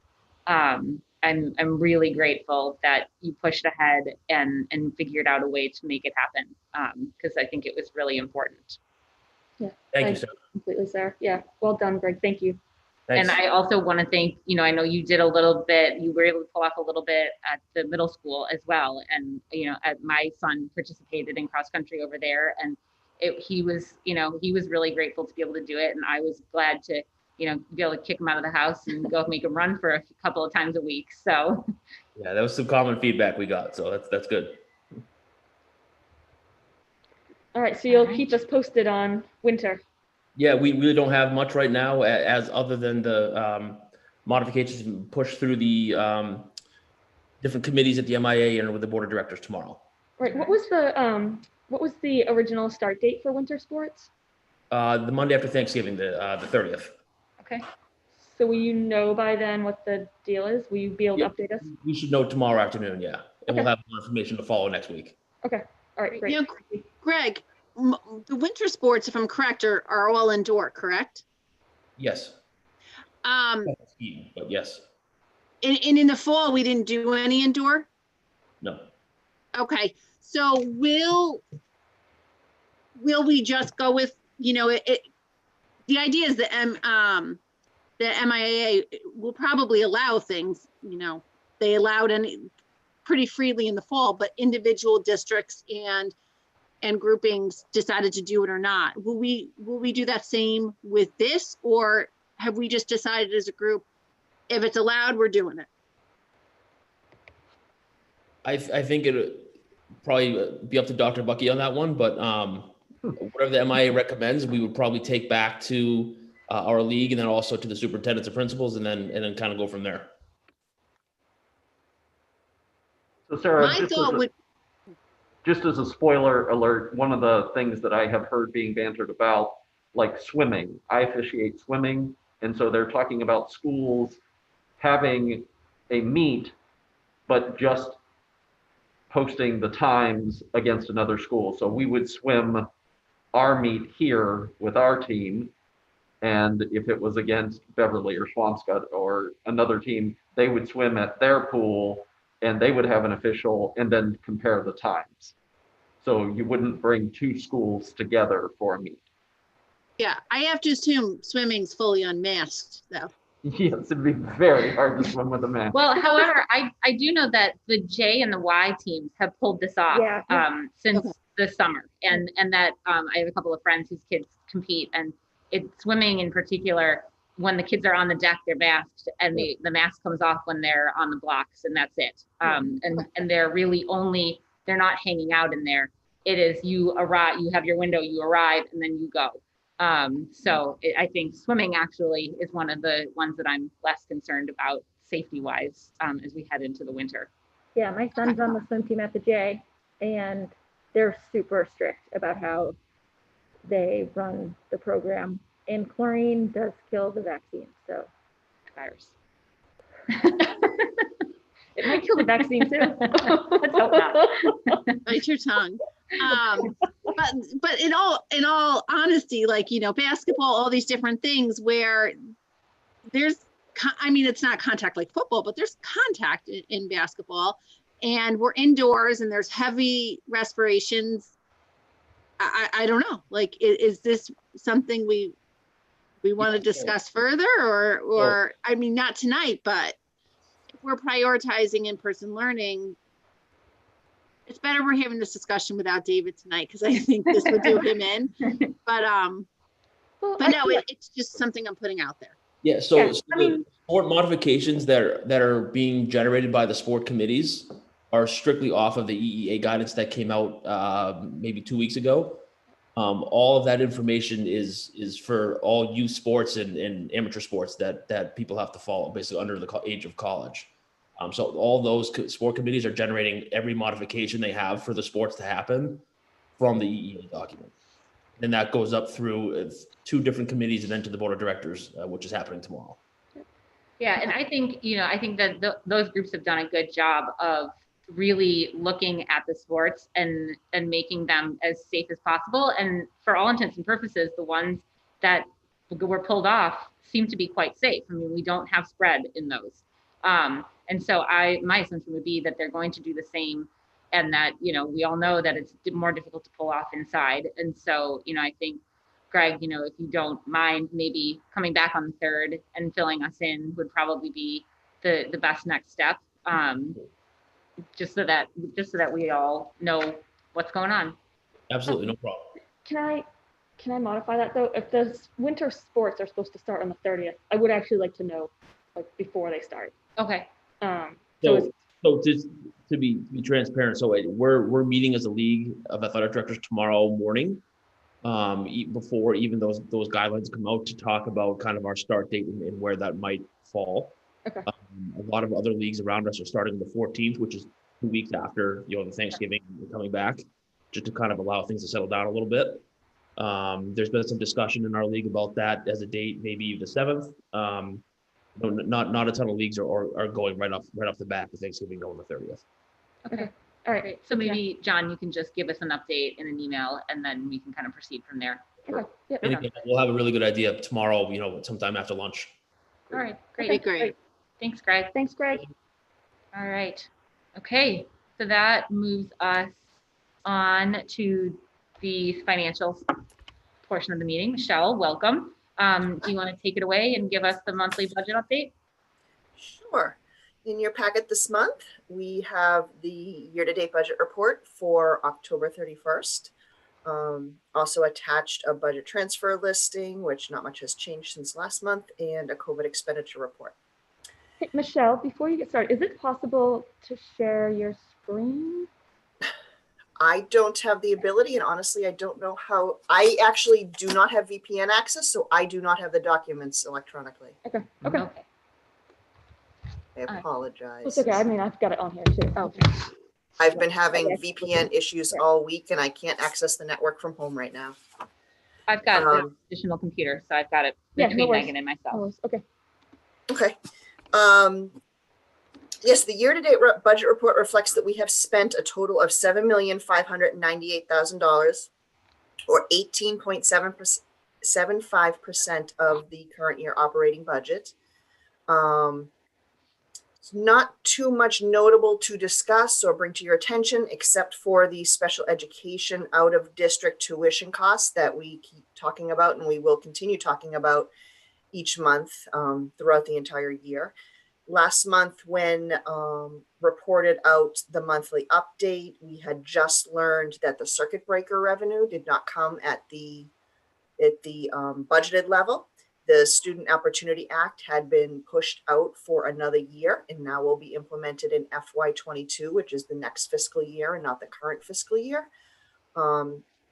Because of that act, which basically lowered the threshold of what we receive or what we can submit in terms of special education reimbursement costs, we are receiving $225,000 less than budgeted. We do have some reserves in our special education revolving funds, which basically leaves our current projected shortfall at $148,000. This is a number that will remain fluid throughout the year. It will probably increase a little, it will probably decrease a little. But overall, we do have the special education reserve fund in the amount of $250,000 available to us. We're hoping not to have to use that, as we did not have to use it last year, but we do have that in reserve if it should be needed. We are also looking at implementing some changes. Right now, we're looking at expanding some special education programming that will potentially bring 2 students that are currently outplaced back into our district. That certainly would result in some savings. So we're always looking at opportunities to enhance the programming, but also it is more of really how can we better meet the students' needs? And that's what it is in this particular case. And it just has a bonus of actually being more cost effective for us. So working closely with Eric Oxford on that. So this is just a number that we need to keep looking at each month and keep reporting on. Just want to keep you up to date on it. So we're not in a bad place right now, but it's something to keep our eyes on, which we knew we would be having to do that, throughout the entire year. So that's it about in regards to the operating budget. We're keeping a close eye on the school lunch revolving fund, as well as the tuition in revolving fund for the preschool. Most of those costs we actually move to the operating budget, but that's something we want to project out. And I probably will report that out in the next financial monthly update. And lastly, in the packet is an accounting of the school department's COVID-related costs to date. For the past couple of months, we have been looking at a figure of approximately 1.9 million in COVID costs that we anticipate through the end of December. As of right now, we have spent a total of $986,346. We have encumbered or reserved another $618,611. And we're anticipating at least another $308,000, which will bring that to a total of the $1,913,000. This is all covered by the CARES Act for the most part. There is a small piece that we're carrying in the operating budget of $168,000. Other than that, it is all CARES Act funding made up of a couple different buckets. We are continually looking at this. The town does have some additional funds potentially, and we're in discussions with the town of how best to use those funds and take advantage of them, because most of them are expiring as of the end of December. We do have one small grant that is actually going to continue. It is our ESSER grant, and that was in the total amount of $91,000. So we are able to be a little flexible with some of our costs, and we can cover some of our COVID costs with that grant beyond the December 30th date. And I just want to note that right now we do have our contracted cleaning company in. The weekly cost right now is $27,000. We had budgeted a little bit of overtime, which brought it to that projected 30,000 number that has been tossed around.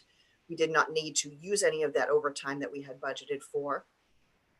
But we are also looking at reducing some of those contracted staff numbers beginning in the next few weeks after we return from Thanksgiving break. And that will hopefully bring our costs down to about just under $10,000 per week. So that will prolong the amount of time we'll be able to have this contracted cleaning company in-house. They're doing a fabulous job. We're just finding that we can probably hit all of the high touch areas every 2 hours on a continual basis without the 30 additional man hours or the employees that we're using from this company. So we're going to cut that in approximately half or just under half, and keep that going as long as we are able to meet all of our protocols and all of our suggested and required cleaning practices. So we don't want to skimp on that whatsoever, but we are very cognizant of the ongoing cost as the CARES Act is expiring at the end of next month, which is just around the corner. The only other ongoing COVID related costs that we will have will actually be the storage trailers. They run us about $150 per month for each trailer. We currently have 6 trailers. So that's not a huge cost that will affect us. So we can certainly absorb that as well.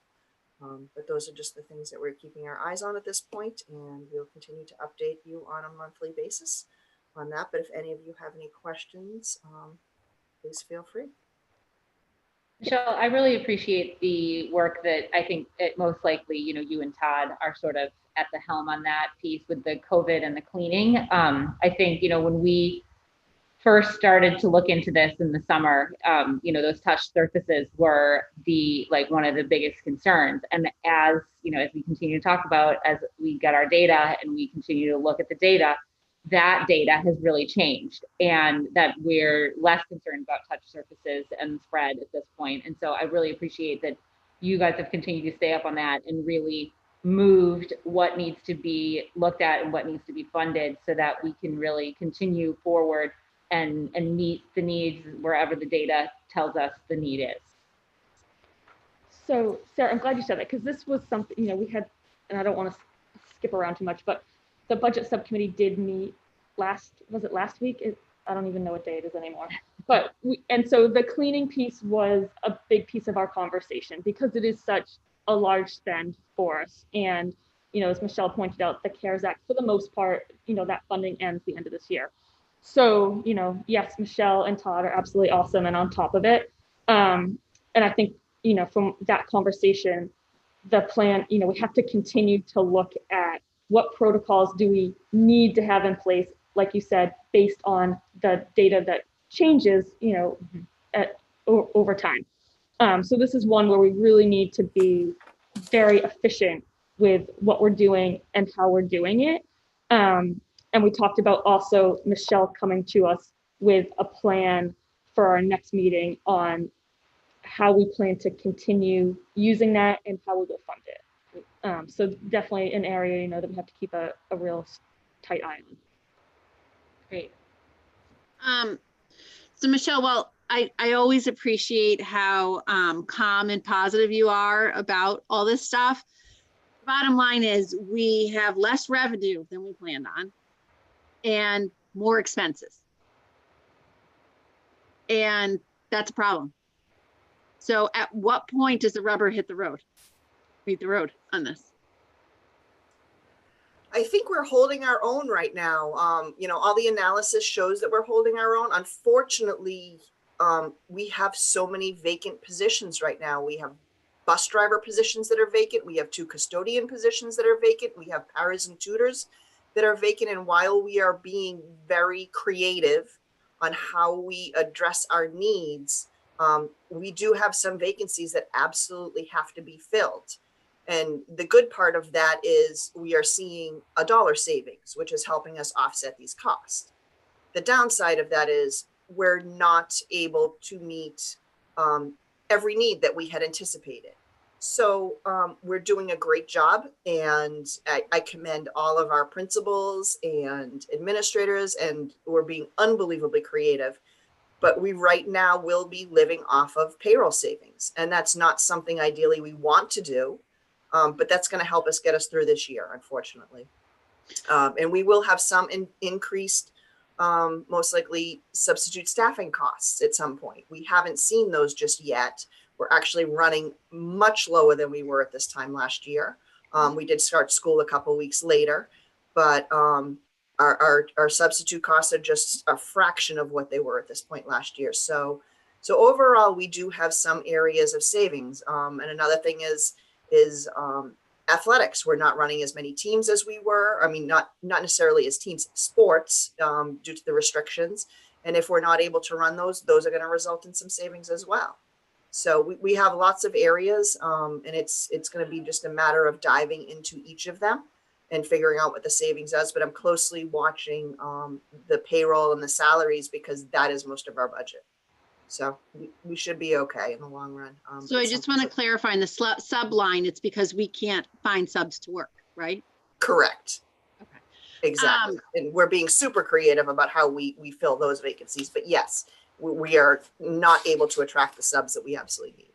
Okay, so I just want to, the reason why I'm putting all these things out here is what we as a school committee may know these obvious things, but I think it's really important as we go into budget season, because I worry what we're going to hear is, well, you made it work again. And I think our magician's wand is like at the end of its life, and oh, no pun intended, the magicians. But I think that we really need to realize that when we keep deferring things we need to fund, we wind up with not enough technology infrastructure during a pandemic that we're heavily reliant on technology. So we just, as we go into this budget season, we need to put out to the community that this is really, we can't keep funding through savings on our staff. I mean, at some point, hopefully we'll be able to hire these people, and we can't rely on that. You're absolutely right.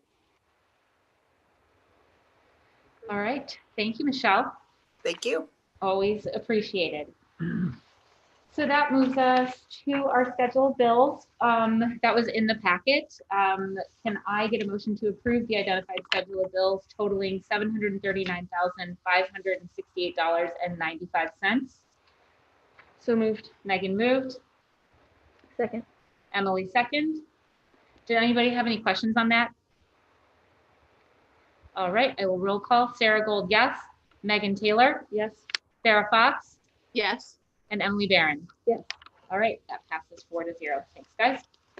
So Sarah, I did notice on the schedules that when they're scanned, we don't see who signed them. I'm assuming it's you, but if it's not you at some point, will we just be, how will we know that? Yeah, so I believe, Sarah, the way we passed it back in, I don't even remember when we passed that, it's either that me and you are the designees to sign right now. So if I can't do it. I guess I know. If I can't do it on any given week, then Michelle would just reach out to you. And I guess if both of us were not available, they would probably just go to the vice chair. So, but I'm not traveling, so. All right, so that takes us on to our school committee stuff. So the first item up that we have is the Massachusetts Comprehensive Assessment System, so the MCAS testing resolution discussion. So this is one that has gained some traction. Megan kind of brought it to my attention on one of the listservs that she follows from the MASC site. So I figured it was worthy of bringing it before the committee. It was in our packet. I believe it's up on the website too, if anybody wants to refer to it. Correct? Yeah. Okay. So let's talk before I ask for a motion. What do people think of this resolution? I think it's a good ask. Do we have a sense of if it's achievable? I mean, as with any of these resolutions, I feel as though it's sort of put forth to the powers that be that are far above us to kind of talk about what the boots on the ground are feeling. And I don't know, John, if there's anything going on at the superintendent's level with this. I feel like there was something, I think this one did pass at the larger MASC meeting. So this one, just as some background, I am on the MASC listserv, so it's basically school committee members from all over the state. So this has been passed in a number of them prior to the MASC delegation getting together. I do think there were a few minor tweaks to it after that, but my understanding is yes, that it has been passed there as well. So I have an interesting perspective on this. So when I first read it, I was like, this is great. We should all be for it. But then I met with Nan on Wednesday, and she really kind of explained everything to me about the MCAS and educated me on why we need them right now. And she's here to answer anybody's questions if people have questions after I kind of explain what we talked about.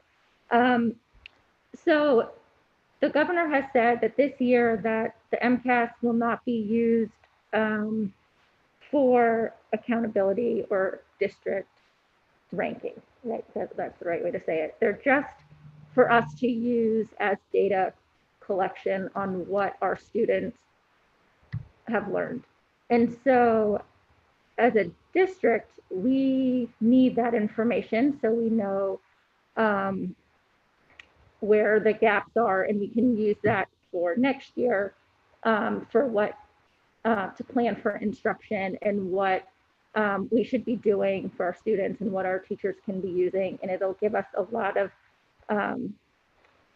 great information for us to use, which I think is extremely important considering we didn't have them last year.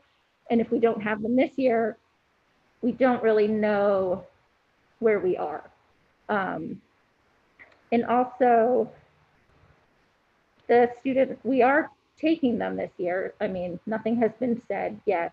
And also, oh, I just blanked on the other thing. And also, I think it's such a bold resolution that I don't think it can be up to us to make such a huge decision about taking out a standardized test. Because if you look at the language, it says that students will never have to take them again, and that they will be gone forever or for the next 3 years. And if you look, there's a lot of more stuff in here that we would actually be voting that we agree with. And so I think we have to really take a good look at what is being said. And I didn't read the language to be gone forever, just to put that out there. Well, it says the Marblehead Public School System to undertake MCAS testing during the 2020-21 school year or ever. That was as it pertains to the graduates of the year 22, which means children that would have been taking that 10th grade MCAS last year, which is a graduation requirement. So what that is essentially saying is those students that should have taken it in the 10th grade will not be held back from graduation because of that. Because really, to take that test a year or 2 years out from taking the class, and that to be a reliant of your degree, you getting Right, your. no, and I agree with that. That's not, I agree. Yes, they shouldn't be their Yeah, graduation so- required, but I think unless When I'm it reading reads or ever, I think that means for students who don't have their other graduation requirements to graduate in 4 years. So that's a loophole covering any student that was in that class, not all students. So yeah, so I think if you read a little bit further, it's the additionally that we urge the legislature to enact a moratorium on high stakes testing for 3 years.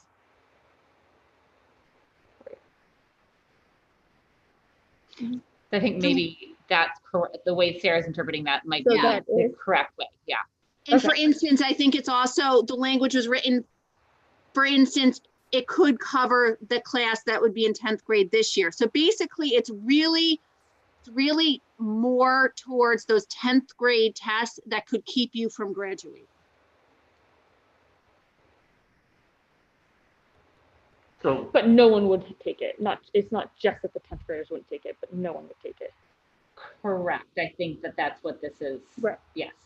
For Yeah. 3 years. Right. Right. But it's that the way they phrase that one form of testing, that is for the graduation requirement, that we would put on hold all testing for this year, but that the for 3 years or forever is in as it pertains to the 10th grade MCAS. So that's not for the entire district. No, it would be for the entire district that they wouldn't like, it wouldn't make third graders as fifth graders go back and take the third grade test as well. But those aren't graduation requirements, so Right. it's not quite as significant.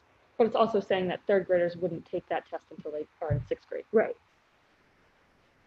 Right, that's what that last sentence means. I actually think any data points that would be gleaned by a 4th grader taking a test they should have taken last year are completely inadequate data points. But that's not what I'm asking though, Sarah. What I'm asking though is, does this say that we will not be administering the MCAS this year, next year, or the year after? Right. Correct. That's how I read this. Nan, if you have anything to jump in with, feel free. Yes, please, Nan, enlighten us. That's how I read it. I don't have the document in front of me, but that is how I read it, that the first paragraph alluded to the 10th grade, and then the second paragraph alluded to the district in general.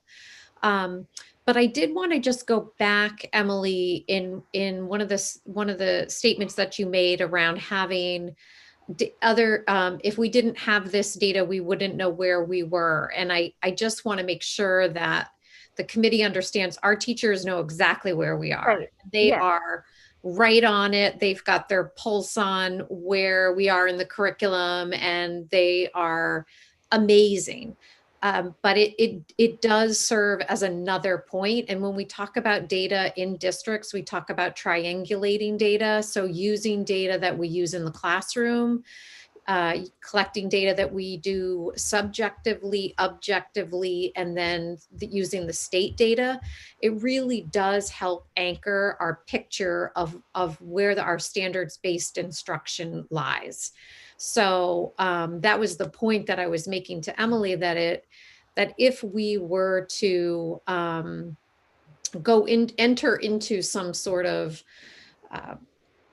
resolution about dissolving MCAS from being able to be used in our district, one, we really don't have a data warehouse right now established in our district where we have a source where we put all of our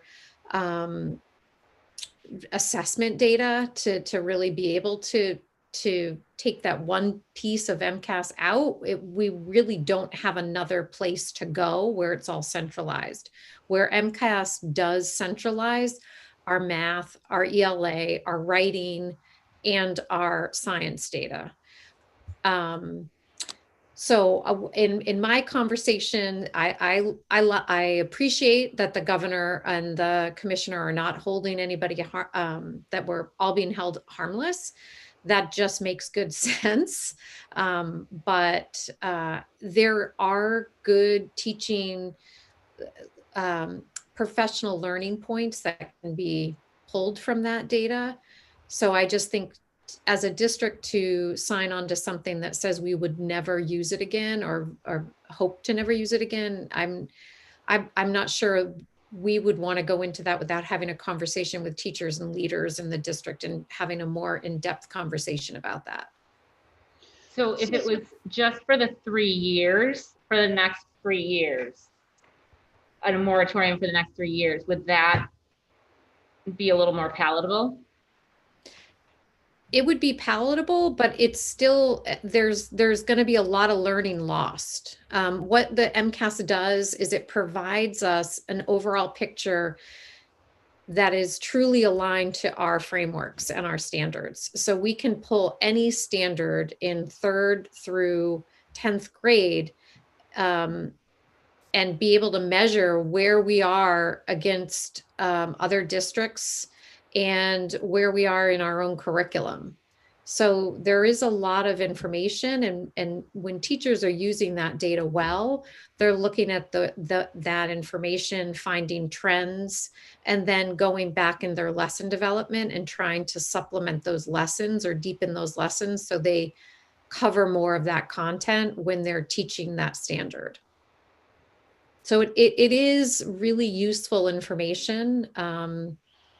There's a lot of cons as well, as far as there's always the term teaching to the test, and Emily and I talked about that yesterday, and my philosophy on that has always been, when I talk with teachers, if you're teaching to the standards, the kids are going to do fine on the test. Don't even think about it, because if you're following a standards-based curriculum and doing a nice job of progress monitoring and getting kids what they need throughout the year, they're going to be fine.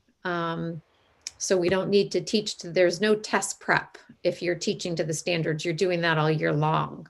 And that's the best way.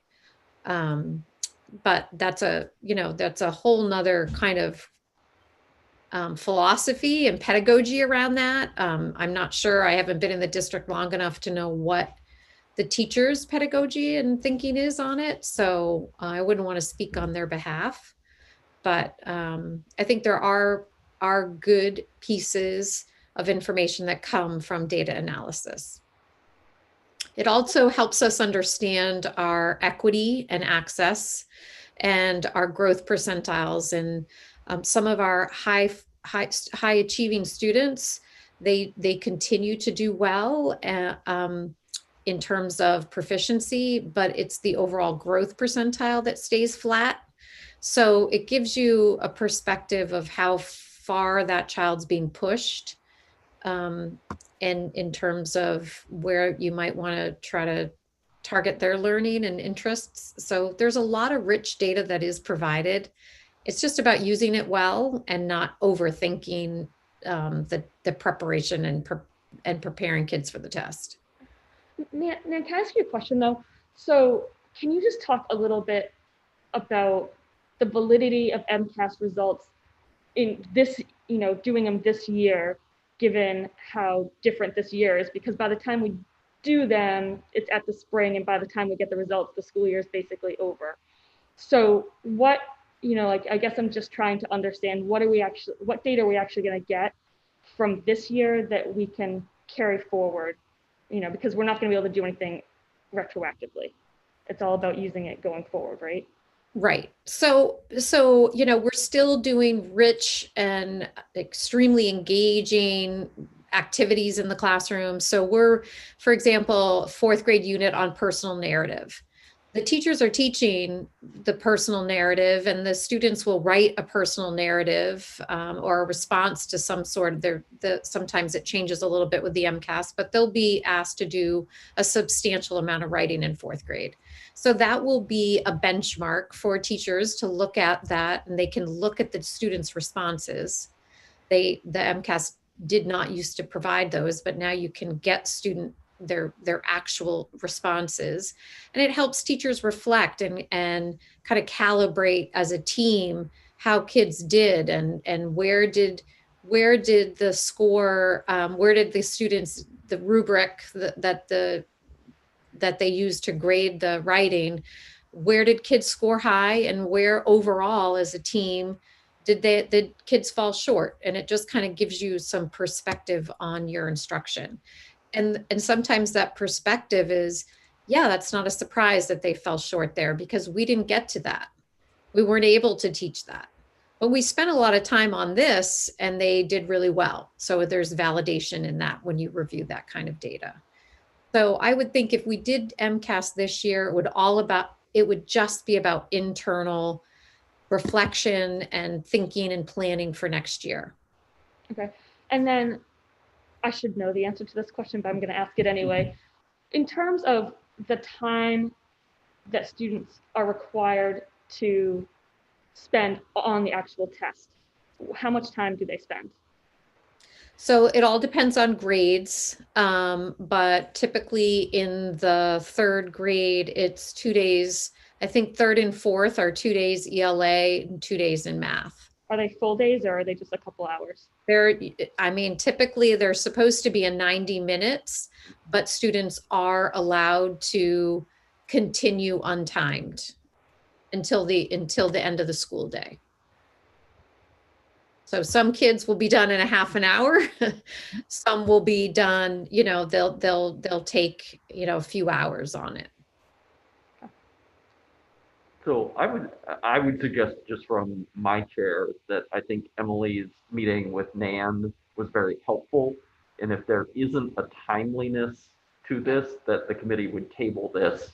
Yeah. And people that want to meet with Nan and me, because I had a really rich discussion with Nan after her meeting with Emily in talking through this, that people have that opportunity. And if Mask isn't saying you need to take your vote in November, that you would table this and bring it back if this is something that the committee wanted to vote on. That's how I'm feeling as well. No, I agree. I don't think I have enough information tonight to make the decision. I think we really have to give it some more thought. I do appreciate Nan's thought process around getting some teacher feedback too. Absolutely. That would be useful, I think. But yeah, I think that's a good suggestion. Yeah. If I can ask a couple questions of Nan now. Now, correct me if I'm wrong, but were we not taking a new version of the MCAS last spring? Wasn't that, at least at the elementary level?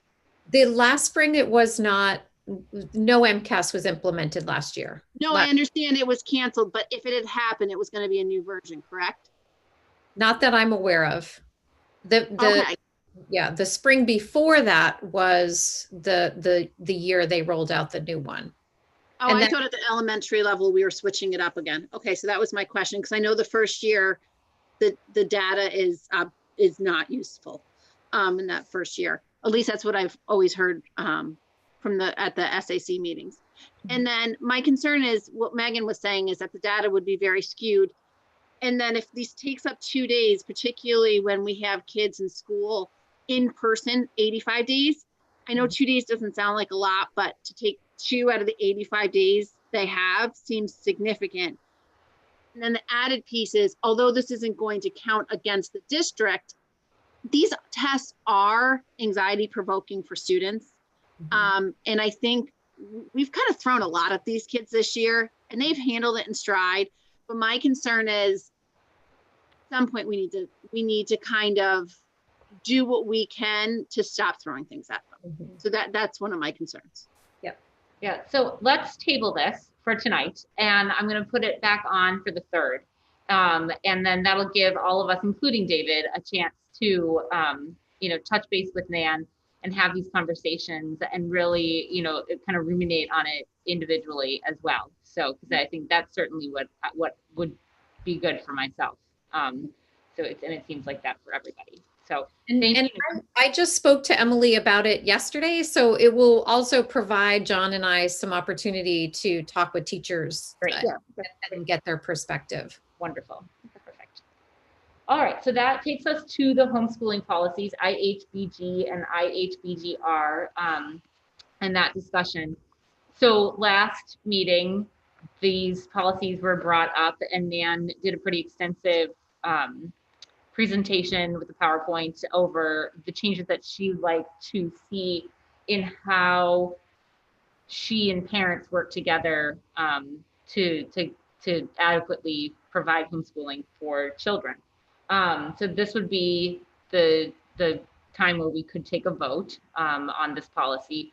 So I just want to clarify that nothing in our actual policies are going to be changing. This really pertains to the IHBGR and the way that it then gets put onto the district website as to what parents access. So not even particularly on the policies page of the school committee piece, but back on underneath the homeschooling tab within the district website. So I just wanted to clarify that before we move on. So do you mean that we're not actually changing any of the policy as it pertains to the things a parent has to do to get their child enrolled in homeschool?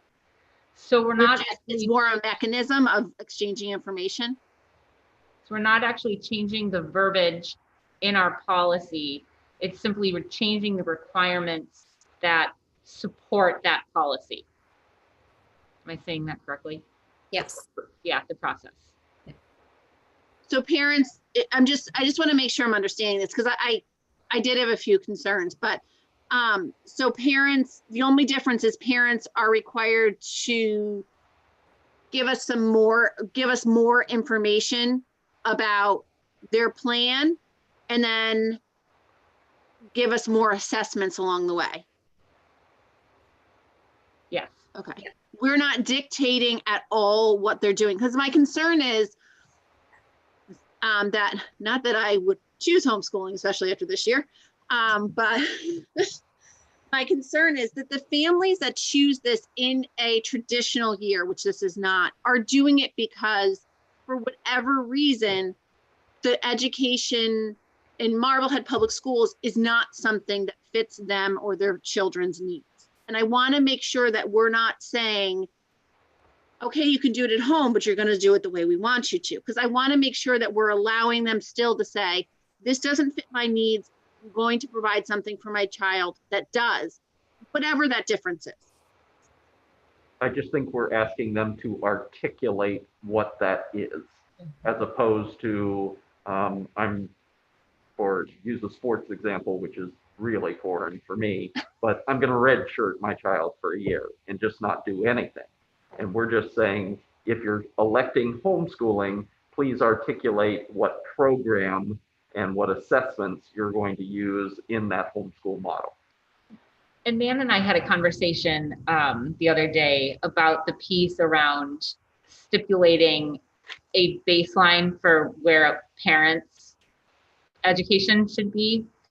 And I thought about it since we've talked about it, and I'm wondering if we don't need to actually put any kind of stipulation in. You know, Nan and I talked about the fact that some people either, you know, don't end up graduating from high school or have a GED and go on to do really, you know, incredible things that, and own businesses and you know, highly functioning parts of the society, and that they would be perfectly capable of providing homeschooling to their children.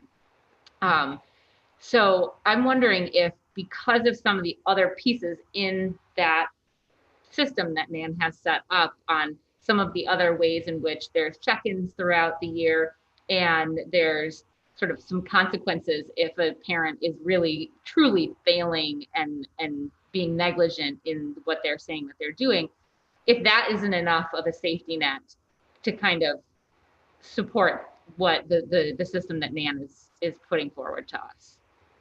And so that we could kind of just do away with any kind of need to stipulate an educational bar for the person providing the homeschooling. I agree. So, okay, it's in here. Failure of a home educated to abide in good faith, that piece. Right? As the consequence. It's the consequence, yeah, and that eventually is, I would just, and I noted this, Nan, the other day, the term CHINS, child in need of services, is actually outdated, and it's a CRA at this point. So just to be able to put that in when it actually goes into effect, so that we're current with what would actually be filed. So that's a really serious and last ditch piece of that puts a family into a court system for many different reasons. And as a child therapist, those things have come across my desk before, and it truly is a last ditch effort when everything else has not worked. So can you just talk a little bit about, I mean, you mentioned the safety nets that are in place. What are those safety nets, so you don't get to this point? So Nan, do you want to hop in on the safety nets? You can probably explain it a little bit better than I can. Well, I think the safety nets that are framed out in the language for the DESE is really around that portfolio, and that you are showing evidence that you have followed a framework of instruction for your student and measured their growth according to their developmental and school age peers, so that you can, and you provide evidence that your child is making progress. So if a parent, wasn't able to show you anything, or, then you would know to kind of go a little bit deeper and maybe ask a few more questions. And do they follow, how often do they provide that portfolio or that evidence? So my understanding is that hasn't been part of the process in Marblehead for a bit. I haven't been able to find a portfolio, but so I would say, that this DESE suggests a mid-year point and an end of the year point. Okay, so does that just need to be documented in here? Or is it? Maybe I just missed it. I don't think dates were, Megan, right? Is that what you're asking? Well, it doesn't even have to be a specific date, but a mid-year and end year. I didn't see it. So, okay, so we should add that probably then, Nan, somewhere along the lines. Well, it says like method assessment, and then you pick one, but then it doesn't give you any other information. Right. And Nan, I think this is actually probably not part of what we would do, but I think for a family looking at this, to have a sample portfolio at every elementary, middle would be probably really helpful, because it will guide people on what you're looking for, I think. Good idea. Yep. I think that's a good idea, sir.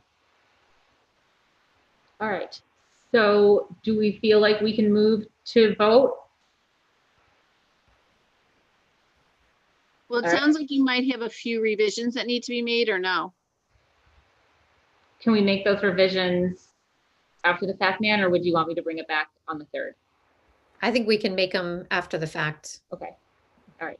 I'm absolutely fine voting on this now. I just didn't know, with the requirement to read the policy as we're voting two different times, if we can vote on it without having read the amended policy. I didn't know if it was just a bureaucracy piece. I think that because nothing in the actual policy itself is changing, it's just the implementation part that's in a separate portion of the website.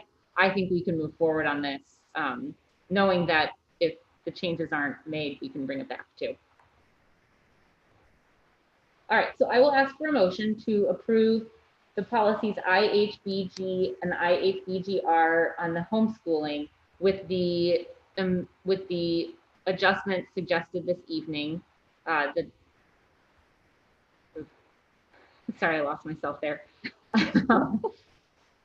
To remove the requirement of parental educational level? Correct. So I'd move to approve the IHBG and IHBGR homeschooling policies with the adjustments noted in the discussion tonight. Oh, so moved. Megan moved. Second. Emily second. All right. I will move for a vote. Sarah Gold, yes. Megan Taylor? Yes. Sarah Fox? Yes. And Emily Barron? Yes. All right, that passes 4-0. Thank you all. So that moves us, thank you, Nan, for all the work on that. Thanks, Nan. So that moves us to the subcommittee and liaisons updates. I will jump in because we had a policy meeting, so I'll just keep on the policy train. We had that this past Tuesday. We had Miss Benedetto, or Dr. Benedetto, came to talk with us about her work that she's done on understanding busing policies in other districts and the need for additional busing in Marblehead. And so we had a really nice conversation with her. She's going to work offline with Michelle Cresta, who's going to take that on as one of her projects this year to really dig into busing in Marblehead, and the costs and sort of all of the details around additional busing at various levels, this, to kind of put forward, particularly as we move into budget season. So there was also an immediate follow-up from Dr. Benedetto with Judith Crocker from the Safe Routes to School system that we had been working with a bit last year offline. She was just about to get a couple of things going, and then COVID struck. So that is back on the table for some walking audits to just really get some good information on the safety and walkability to various schools around the town. And I did not open that email today, but I know that there are dates being put forward for when those audits are going to take place. And then we looked at a few different policies in the eyes, and we're going to bring one forward at the next meeting to be looked at, the policy ID, and I'm not remembering exactly which policy that is, but we're just going to change a little bit in the how it reads. And then we're also going to look at the F policy section starting in our next meeting, and that covers quite a few different things about naming of schools, facilities, and then it was a bunch of facilities things, most of which, if not all, it's a short section, but we're really relevant to a lot of the work that's going to be done this year at various subcommittee levels as well as the larger committee. Did I forget anything? Nope, I think. All right.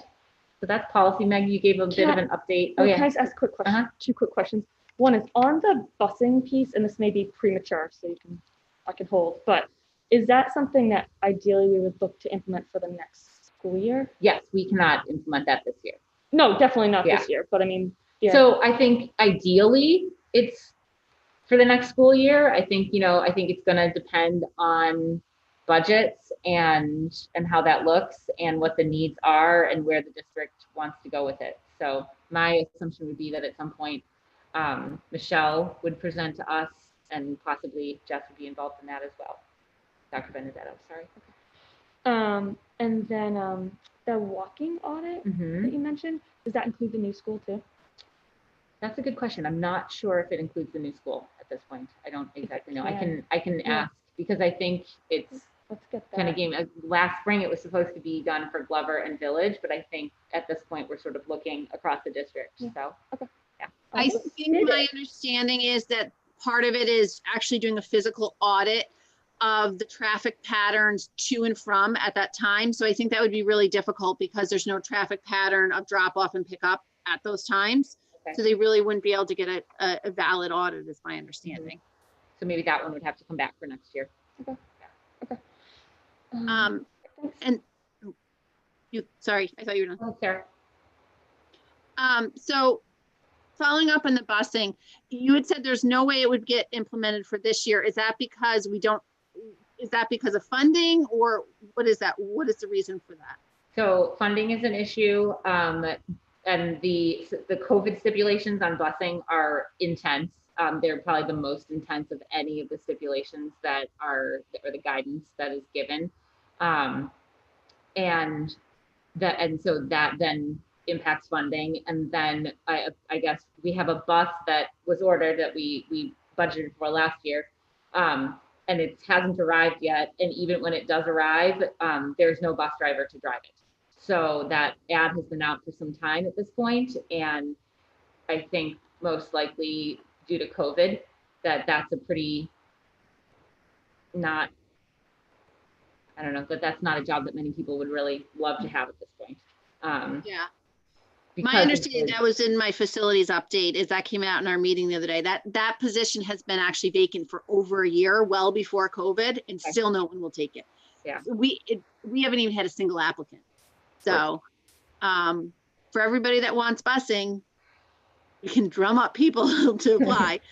But in all seriousness, if information comes out of this audit that there are safety concerns, I know that, you can't get blood from a stone, but I really think we have to prioritize if they identify 1 or 2 walking routes that are really, really unsafe. I think we really need to prioritize getting those students busing as soon as possible, because we can't have students in an unsafe environment because we can't afford to make them safe.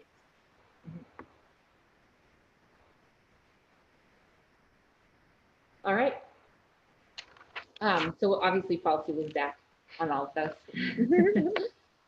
Meg, you mentioned a bit about the budget. Yeah, so, we met the end of last week. Michelle went through, the same thing with you all tonight that she went through with the budget subcommittee. So there's nothing really new there. The only thing that I did want to bring up to this committee, and I mentioned it to John earlier this week, is there are a number of grants available, and they're not huge amounts of money. They're not going to solve every problem, but I think at this point, every little bit helps. But I would say, and John, correct me if I'm wrong, I think bandwidth wise, with everything else that's going on internally, we don't necessarily have the bandwidth. So I would love to put it out to the community. If there's anyone who's got grant writing experience, if there's some willingness to help us out in that regard, I would like to consider that. Again, it's open to the, just a thought to the committee, but if there's a way that we can kind of try to realize some of that without putting additional burdens on our already overtaxed administration, that would be great. Yeah. So I've been advocating for a long time to incentivize grant writing in the district. I know, for instance, we have some professionals in our district that prior to being educators were professional grant writers. This is their wheelhouse. They're great at it. And I think if we incentivized that extra work, because it's a tremendous amount of extra work, we would get a pretty good return on our investment. So it's something I'd like to see in the future, but I don't know what Nan and John's feelings are. There's been pushback in the past on that idea, but I do think it has a good ROI on that. And I think if we can get, even this year, if it ends up being simply that we get a volunteer or 2, I think it helps to make the case for how valuable that is. And so then when we look at budget pieces, whether it's incentivizing current staff or creating additional positions, it really starts to look at the benefit of that. Great. Yeah. Any takers? Facilities. So we had a meeting on Monday, and we did decide that moving forward, we'll be meeting on the 2nd Monday of the month at, I believe, 1:30. I have to confirm the time, but I believe it was 1:30. Emily was going to get that up on the website. The committee asked Michelle to get started as soon as possible with getting the facilities assessment out to bid.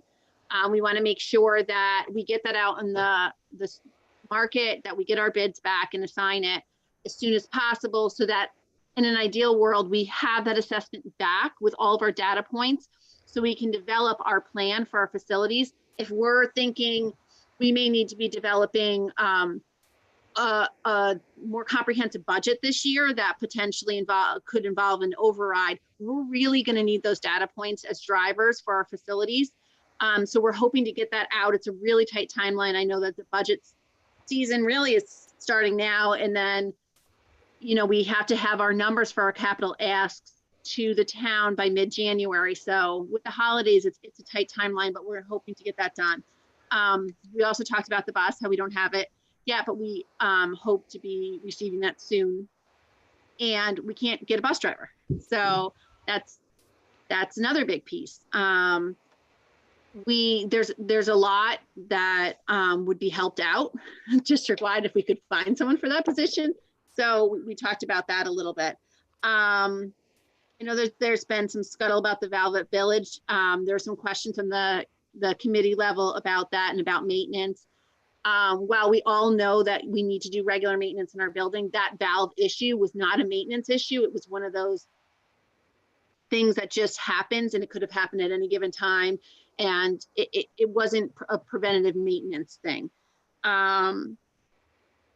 So we also talked about the need for a comprehensive facilities manual or playbook. We talked about how that would be essentially come out to be about 300 pages is what was estimated. But really what needs to be done on a daily basis, a weekly basis, a monthly basis in our buildings, so that once we have that, we can associate costs with all that. And again, this goes to building a realistic budget of what it takes to run our schools facility wise. We talked and we were pretty candid with this. We have Todd and Michelle both on our committee that there's this idea in the community that we don't have a maintenance plan. And actually, if you look on our district's website, we've had a pretty comprehensive maintenance outline. There's one done through an assessment in 2015. It was updated in 2017. It goes building by building, plan of what will be done, what year. It's well thought out and well laid out. Not that we don't have a plan, it's we don't have money to pay for the plan. So every year it gets kicked down the road of what we're going to do. So it's this idea of we have to maintain our facilities, then we need to pay to maintain our facilities. The best laid plan is great, but if we can't pay for it, we can't pay for it. And then the other question that came up was the the truck that we were supposed to get, that was agreed that we were going to take it off the table in 2019 during the budget crisis, and we were going to get a truck from the water department. We never did. Bill looked into that, and here we are 18 months later and we still don't have the truck. So poor Todd is trying to cobble together all this stuff and we're not giving him the tools he needs. The man's a saint at this point, I think. So it just was something that came up. His understanding is at this point,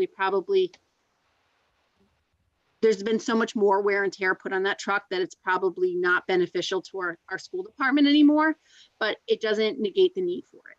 So just going into what we need, these all were important ideas. And then I had, so we also talked about how COVID is affecting our facilities. And we talked about it's an increased demand on our HVAC systems. We've identified that because, you know, the MOA and the regulations was we would keep each window open a little bit. Well, with colder air coming in constantly and the constant air dumps every 2 hours, we're putting a more of a tax on our HVAC system and also on our motors. So Todd noted we would need to be prepared to replace those motors at various points this year that they're going to probably burn out. And so we identified that. And he actually talked about how at some point windows will need to become closed and the air dumps every 2 hours will essentially need to stop because we have these coils that are heated up to a certain temperature and running, and then we're dumping cold air on them, they crack and break. So at some point that influx of the cold air when we hit, you know, the 10-degree temperatures and stuff is going to stop. So that was another point that came up. And they talked about that there would be to expect an increase in the utility costs for this year, but that doesn't affect us so much as the town because we hit our threshold every year and then it goes back to them, but someone may want to give them the heads up. All right. It was a busy meeting. Can I ask a few questions? Yeah. So I really like the idea of this playbook. I think that's great. I guess my first question on that though is, do you have a feel for timeline around putting that together? We don't, and that was discussed too, that everyone around the table talked about how amazing Todd has been, and really he has been wonderful. I mean, he's taken a lot of things that in the past we would have just called someone right up and outsourced, and he's having our guides do it in-house. But that typically would be done by a facilities director that is the person that would handle the budgeting, planning, more the business end of the facilities. And we have Todd running, you know, making our buildings run constantly. So I don't know how or when that would get done, because we don't really have that person allocating that time to the administrative piece, if you will. So we're trying to work on that piece.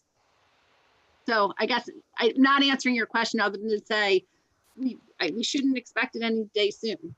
So I guess where I'm going with that is because we are heading into budget season, it's not something we're going to look to factor into our budget planning for the coming. I think what we'll have is more, I think realistically, and Todd may, you know, correct me later, but I think realistically what we can hope to have is more of a bulleted, very high level list with the goal of we're going to need to get that more detailed playbook when we really can donate the manpower to do it. Because I didn't get the idea that, you know, that was something that Todd had the time to sit down and dig in. It's pretty comprehensive. Yeah, fair enough. So you also mentioned motors. Do we have a feel for what that additional cost is going to be? So Todd said that those were not, they weren't, at first I got worried that was like a $10 or $20,000 thing each time. Sorry, just one second. What he said was they run, I think he said maybe $600-800 each, I think, and sometimes he can rebuild them.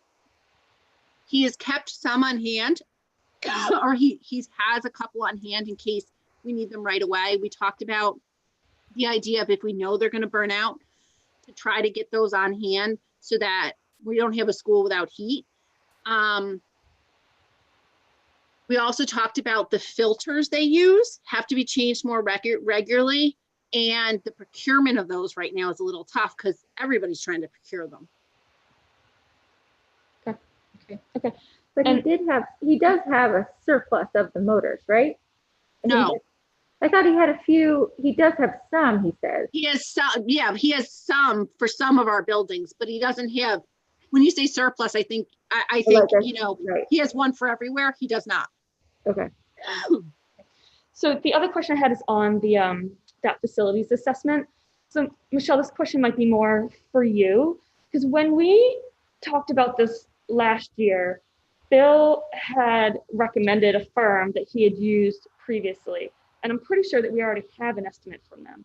So is this one of those cases where we potentially could use them without having to go out to bid? Like I don't understand how that works. No, unfortunately, the estimate we received from that firm was just over $42,000. Anything over $25,000 has to go out for official bid. So, and they are not on any state contract list or procurement purchasing groups. So I've actually spoken to them.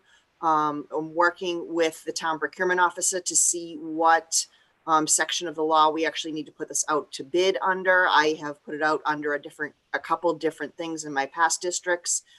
So we're working on that, and hopefully we will have the bid docs out within the next week or so. I spoke to that firm if they would be the winning bid, and right now they're scheduling into January.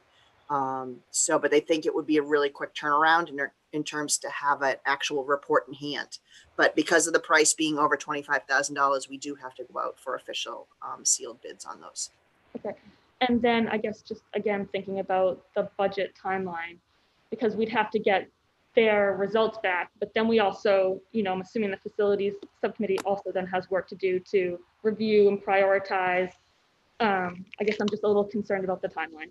So we talked as a committee about that piece, and everybody was in agreement that although we've set this second Monday of the month, that we know that this is time sensitive, and we're all aware that we will need to have an off-cycle meeting to get this done in time, and everyone was prepared to do that. Good. Great. All right, sounds good. All right. So I think that's it, and then that would bring us to the building project update. Oh, sorry. Oh, yeah. CPAC, can I give an update? Oh, yeah, on CPAC? sure. Sorry. No, it's all right. So this CPAC is kicking off a conference series that they're going to do, I would say almost monthly. There are a few months maybe where it's not going to work just because of holidays or whatever. And this is in response to, they had a conference scheduled for last spring that obviously they had to cancel. And it was a really well thought out, well planned. It was going to be well attended event with both internal and external speakers. So in response to that, they've set up this conference series over, throughout the year. So I'm pretty sure it was Tuesday night, they kicked it off with their first one, and Eric Oxford, our director of student services, hosted that. And it was about the IEP process and how that all plays out. And it was a really, really well presented event. Eric did a great job, and I thought the parents that attended asked great questions, and it was a good conversation. So you should be, we'll see additional events coming throughout the year, and they're community events. They're not specific to special education families. They're for the whole community. So I would ask, that as a committee, we also help to promote those events as well. And, hopefully the CPAC can, get all that information out to the community. One thing that I would like to see if as a committee we can help with is around outreach, especially to new parents who are, new to the special education process, who maybe don't know where to turn. I mean, that's how I got involved in the CPAC to begin with. I, had a young child who, needed some services in the school, and I had no idea where to go. I didn't know the process. I didn't know who to ask, and it's intimidating. So I think finding a way that we as a committee can also help reach out to those families and, get them involved in the CPAC and let them know that that's a support there for them. I'd like to do that, and I can help facilitate that. But I just wanted to put it out there so everyone's kind of aware that that is an initiative that I think the CPAC will be working on this year. Great. All right, thanks. So building committee, David's not here, but Sarah or Emily, do you guys have anything that you would like to share? We had a meeting tonight. Yeah. They've started to put the brick on the building.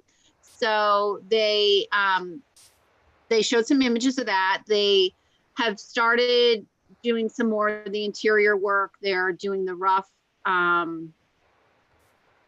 vent, or sorry, my words are failing me today.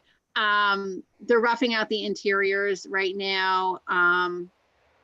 What's next? They talked about some of the pricing is starting to come in for the landscaping, and they're working on, tweaking that a little bit and making a few substitutions in order to make what we want work into the budget. And there was a committee that both Emily and I sat on to look at the mosaic for the outside. And we voted tonight to allocate the money for the first portion of that, the design portion, to get that ball rolling, so that we can start to see some designs come to, get fleshed out on paper, which was exciting. And I don't know if Emily can think of anything else. No, I think that was it. It was a short meeting, so we had to go pretty quick through everything. But I think it would be great if we could get Tripp's pictures to put up somewhere. Of how the building, the first thing I was going to say is that there's brick and it's going up. So it looks like an actual real building now, which is so cool. Yeah, that's awesome. Maybe we can get that on our website. Yeah, so I think the pictures, and I know we're going to try to share them with some of the teachers who will be in the building to kind of just show them like how far it's come along and how great it's going to look. So it's really exciting. Great. Yeah. Can we add? Sorry, I don't mean to hijack this meeting, but I wonder if if we can add a section on our website for the new building. I mean, I know we've got subcommittees, but maybe we can just add a little section on there. Or even if it just goes into. We can just link it to the building website. So we can see the pictures. Great. All right, fantastic. So please tell me there's no new business, because it's really late. I have a really quick question. Zoom sign-ins, I found out this week when I tried to do the meeting for facilities that the school committee does not have, you don't all have access to Zoom sign-ins. Can we get one that we all, could share? There's very rarely, if ever, a subcommittee meeting at the same time as another. Can we get one so that we can book them and run them ourselves? You can just use your email, your Marblehead Schools email, and sign up on Zoom and create an account. And because it's associated with a school, they will give you unlimited time. And it comes with like 100 people, I think. Like 100. So I can get unlimited time though, right? I didn't realize that. Correct. Okay. Yeah. The only reason, so I'm the only one I actually am associated with, my account is associated with the town. And that's only for capacity issues. Okay. All right. That's good to know. Thank you. Yeah. So you can just use your school's account and create a Zoom account and you'll be good to go. All right. I don't think there was any correspondence this week. So I will adjourn us at 10:07. Awesome. Thanks, guys. Thank you.